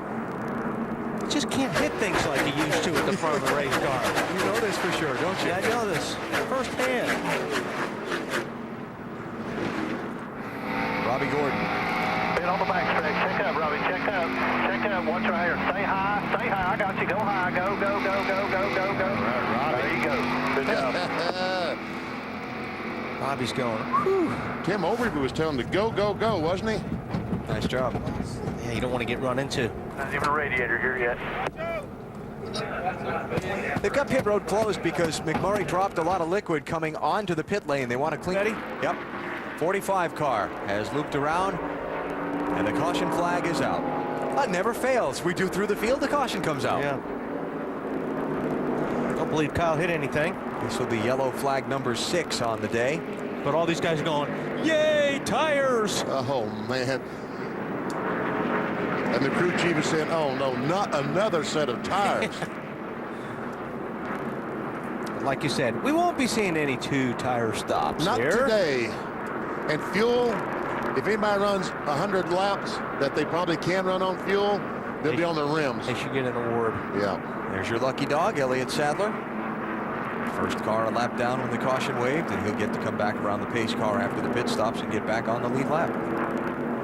There have been a lot of lucky dogs today because we've had a lot of caution flags. Been a whole pack of them. And they're howling with delight. Here we go. Mayfield, Johnson, Elliott, Ward Burton, and Michael Waltrip coming in, Matt. And Chad Knaus is going to shuffle the air pressure for Jimmy Johnson. He had tried several different lines. It had helped the race car. He hit pit road in the 2nd position, Bill. Somebody just said that Jeremy was tied in loose off. Oh, that was me. Yeah, so this is just 4 tires and fuel. The car is excellent. They swing around to the left side. We go to Snyder. Dale Earnhardt Jr. into the 7th position at his worst racetrack. He's having his best run. Very happy with the car. Turns really good into 1. Just okay into turn 3. Just a little loose off. No changes, Dave. Ward Burton loose on entry, tight in the middle. They're putting air back in the right rear where it was when he was so good. Rear out of the lefts to keep up with the track today. And you know what Bill Weber was saying? Tight end loose off the Jeremy Mayfield. That's probably the best way you can be here at Rockingham. You want the car to push getting in, and you can be loose off because you can control that with the throttle. And going in when you're off the throttle, you need for it to be tight. Kyle Petty bringing out the caution flag with a spin in turn 4 just a minute ago. Looked like he was trying to avoid spinning out Steve Park in the 30 car and just had to jump off the throttle. And these cars with these locker gears, when you jump off the throttle, around it goes. Four-wheel slide, didn't hit anything, and he's fired up and continued on. Caution flag number 6 out here at Rockingham. Laps. Trouble in turn 1. Cars in the wall. Ricky Craven and Ricky Rudd. And all those guys who pitted under green just got burned again. Yes, sir. Oh, man. Oh, Jeff Gordon was one of those. Dale Earnhardt Jr. was on pit road. I don't know if he stopped or not. Oh, man. What a mess. Well, the sun had something to do with it. I can't believe that thing's even rolling. It's bent in the middle. So Ben Lester, the crew chief, first race for the 21 car Ricky Rudd. Not what he wanted to see. Yeah, that's a mess. What happened to bring out the 8th caution of the day? There's Craven in the 32. Ricky Rudd has fresher tires on his car, and he gets bumped from behind. He gets hit by Vickers. Oh. Yeah.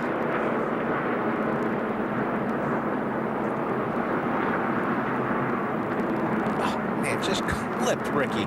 And Ricky's riding along, and all of a sudden he's sideways. He said, what did I do? And when Craven sees the video of that, he's not going to be happy because he felt like there was some contact with he and Vickers that caused his crash at Phoenix last Sunday. The boy at the 25 again this time. Yep, 8th caution. I didn't forget. Yep.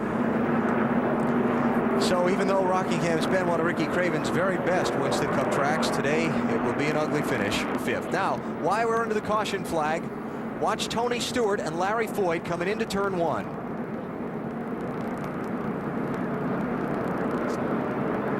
Well, it looks like Larry, Larry went in the corner, he slid up the racetrack. Stewart was coming in a lot faster, and he slid up in front of Tony, and that was the result. And Rusty Wallace in the 2 car, I think, also made some contact with the 20. I don't see much damage on the 2 car, though. Well, let's find out. All right. On board, Rusty Wallace. Now, what can I see? Nothing but sun. Wow. I think he might have missed it. I think he missed it. I think he missed it. Tony Stewart. Whoa, boy, the 14 car really slowed down. And he came up the hill. He was going in the corner on the bottom of the racetrack, and the car just would not stay down there, and he drifted up the racetrack in front of Tony.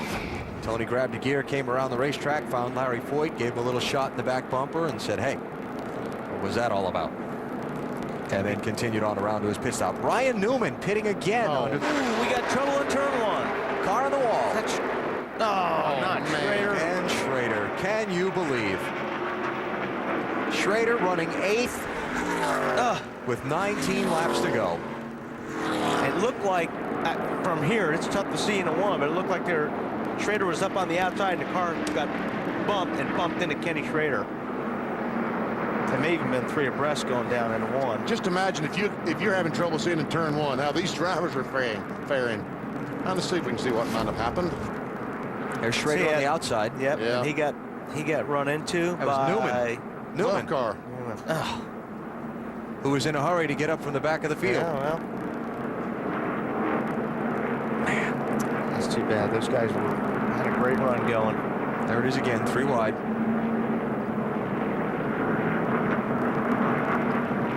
Adam Newman was just trying to get around Jimmy Spencer and force Schrader to go 3 wide there. Or? That's what I think, that he was trying to make room to go around the 7 car, and I don't know if he realized the 49 car was there.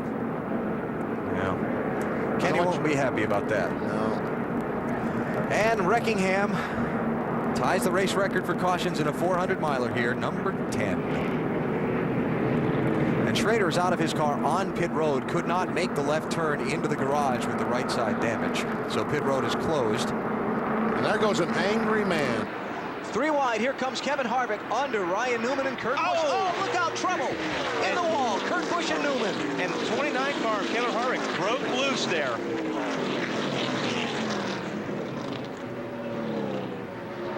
Ryan Newman looks like his day is over. A lot of damage to that car. Newman, one of those drivers in that fight for second in the championship. That was Harvick, yeah. Yep. That was Kevin Harvick.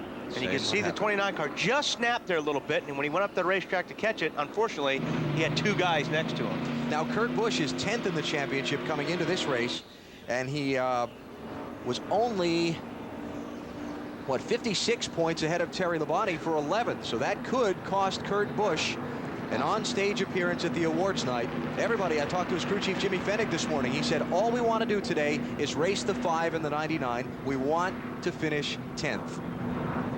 Let's take a look at this again. You see the 29 car down the bottom. He gets a really good run, and he gets loose right here. He goes up to save it, but unfortunately, you got 2 guys running next to you. There's no place to go. I tell you, that 12 car, Ryan Newman, hit that outside retaining wall awfully hard, appeared to me like. Did you pick a number on who that was that went down through the grass to miss the whole thing?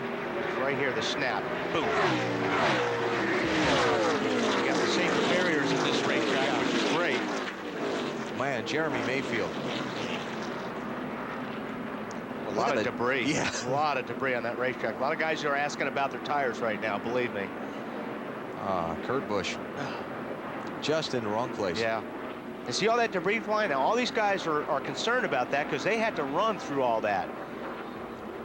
Mayfield and Harvick through the grass to avoid Kurt Busch's car coming back across the track. Just listen to this as we go on board Kurt Busch. Listen to this.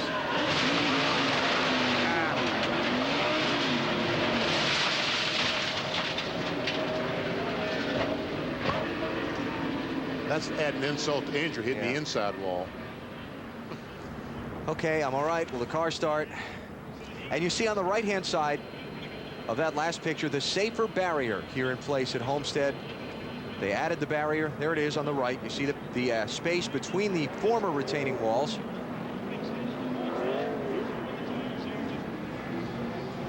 Ryan Newman, helmet off, looking at the damage to his car. Helping with the repair. Bobby Labonte's on pit road. He started second, Matt. Trouble for both Gibbs cars, Bobby Labonte and Tony Stewart on pit road, fixing the front valence. Bobby came down. He thought he ran through some of the debris. He did peel back a little bit, that front valence. The same problem for his teammate, Tony Stewart. You can see the crew guys working on that front valence. Michael Faback McSwain talking to his guys about what still needs to be fixed on that 18. He pulls away. His teammate, Stewart, still on pit road.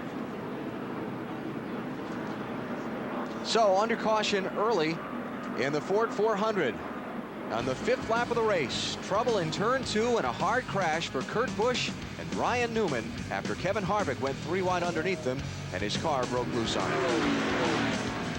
Skinner just passed Dale Earnhardt Jr. and actually they said he was backing off, and we have a caution on the racetrack. Oh man, Michael Waltrip, heavy contact. Looks like he might have blown a right front tire.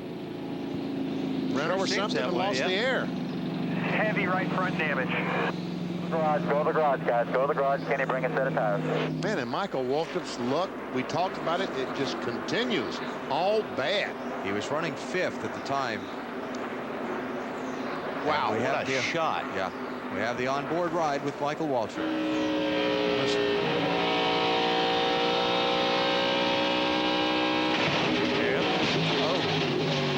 Usual for a tire to blow right there. Yeah. Usually it's when you're going into guys, the corner. I think we blew it right front. Talk to me when you get a chance, Mike.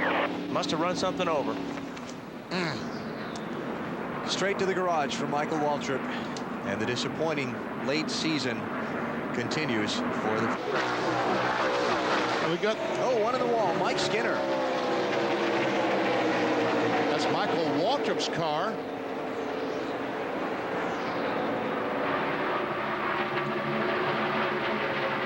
I Might have just gotten loose off turn 4. Don't know. No caution flag. Yellow's not out yet. No. NASCAR race control communications. The spotters around the racetrack are saying everything's clear, no debris. Now they're looking at the backstretch.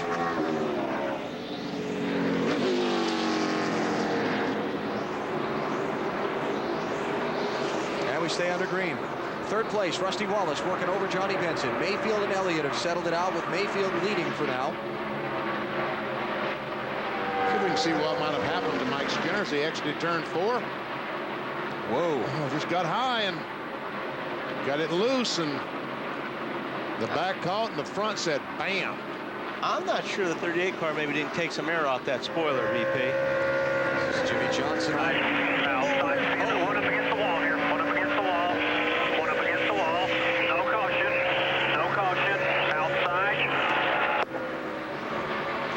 Mile mark. We've got 30 cars on the lead lap, and we should see a round of green flag pit stops beginning about 10 from now. Got a car on the wall. 25 car? Brian Vickers. Caution flag has just come out. Another right front, it looks like.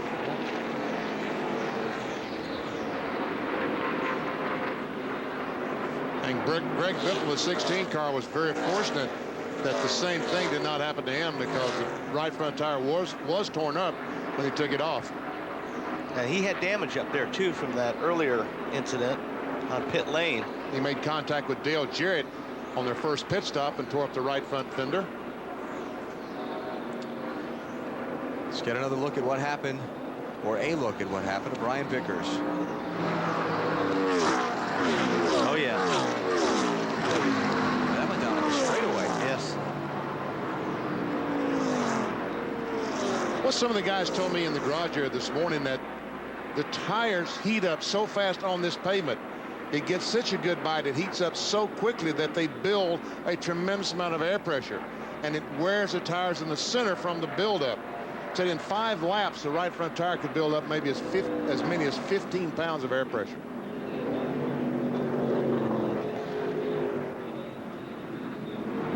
And with that much pressure, they're going to... You want to know why I ran from Enterprise?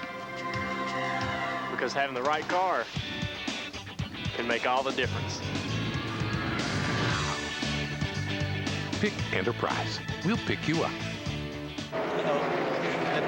Biffle? Yep. Caution flag. Right front tire. Come on down. Come on down. Well, when they write the headlines on this one tomorrow, Right, come on. Yeah, bud. it's going to read, great new racetrack, but some work to do to get the tire situation worked out. Yeah, well, a brand new pavement. I mean, that's the biggest problem they have, was a brand new pavement. It just builds up the heat so fast on these tires. Because there's so much grip in the Exactly. racetrack. All right, caution with 68 to go, so they make the pit stops with 67 to go. Most of them will be able to make it the rest of the way. Yeah, you'd think so.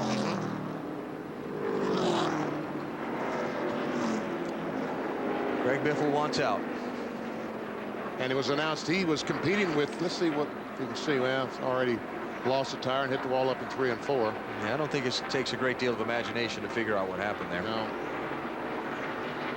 Which you don't have much of anyway, so we know that's a stretch. And Biffle had been competing with Jamie McMurray for the Bestest Rookie of the Year award, and didn't they announce earlier today that it was McMurray? During the race today, it has been made official. Greg Biffle with a win this season, Pepsi 400 at Daytona in July. But his season's going to come up short of the finish with a crash up in turn 3 at Homestead. And there is. Looks like Stewart really slipped up the racetrack, getting out of 4. Look at all the... Oh, trouble in the corner. Joe Nemechek's around. Hang on, Joe. Hang on, Turbo. There you go. Caution's out. Everybody gets by. Now that's going to help all these guys that might have had some concerns about fuel mileage. Yes, sir. Run a couple more laps under the caution flag, and you know, usually they figure about 2 laps of caution for 1 lap of green. That all started, I think, with a 38 car. I think the 38 car, Elliott Sadler had a problem up in the corner.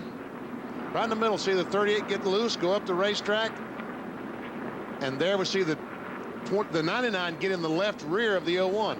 I'm not sure if that has something to do with 38 or not. Yeah, it might not be cause and effect there, but.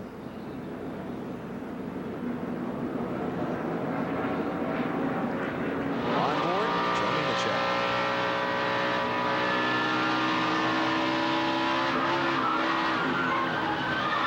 No, I just don't think Joe knew Burton was down there.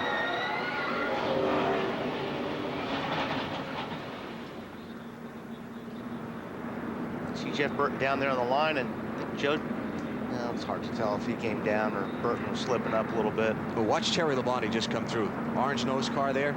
Remember, he's trying to get that final 10th spot in the championship standings. He about eliminated that problem, didn't he? Yeah. And Joe Nemechek right now sits 25th in the championship standings as a result of that spin. That's the last money they pay cash for at the end of the season.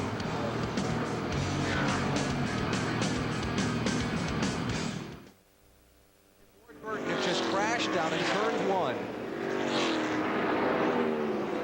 Martin and Burton racing for 10th position at the time. No front tire issue there. No, it looks like two cars just simply got together. And that flame is in the exhaust pipe. If it starts it up, it will blow it out. But it can't get the car started. Yeah. We can go far. Here we take a look. Mark get loose. Yep. Oh yeah. Mark got loose driving underneath the 0 car. Really loose. And on the right side of the Fords is an oil pump. So what has happened, he's knocked a fitting off the oil pump, and the oil has come back on the exhaust system. That has caused the fire.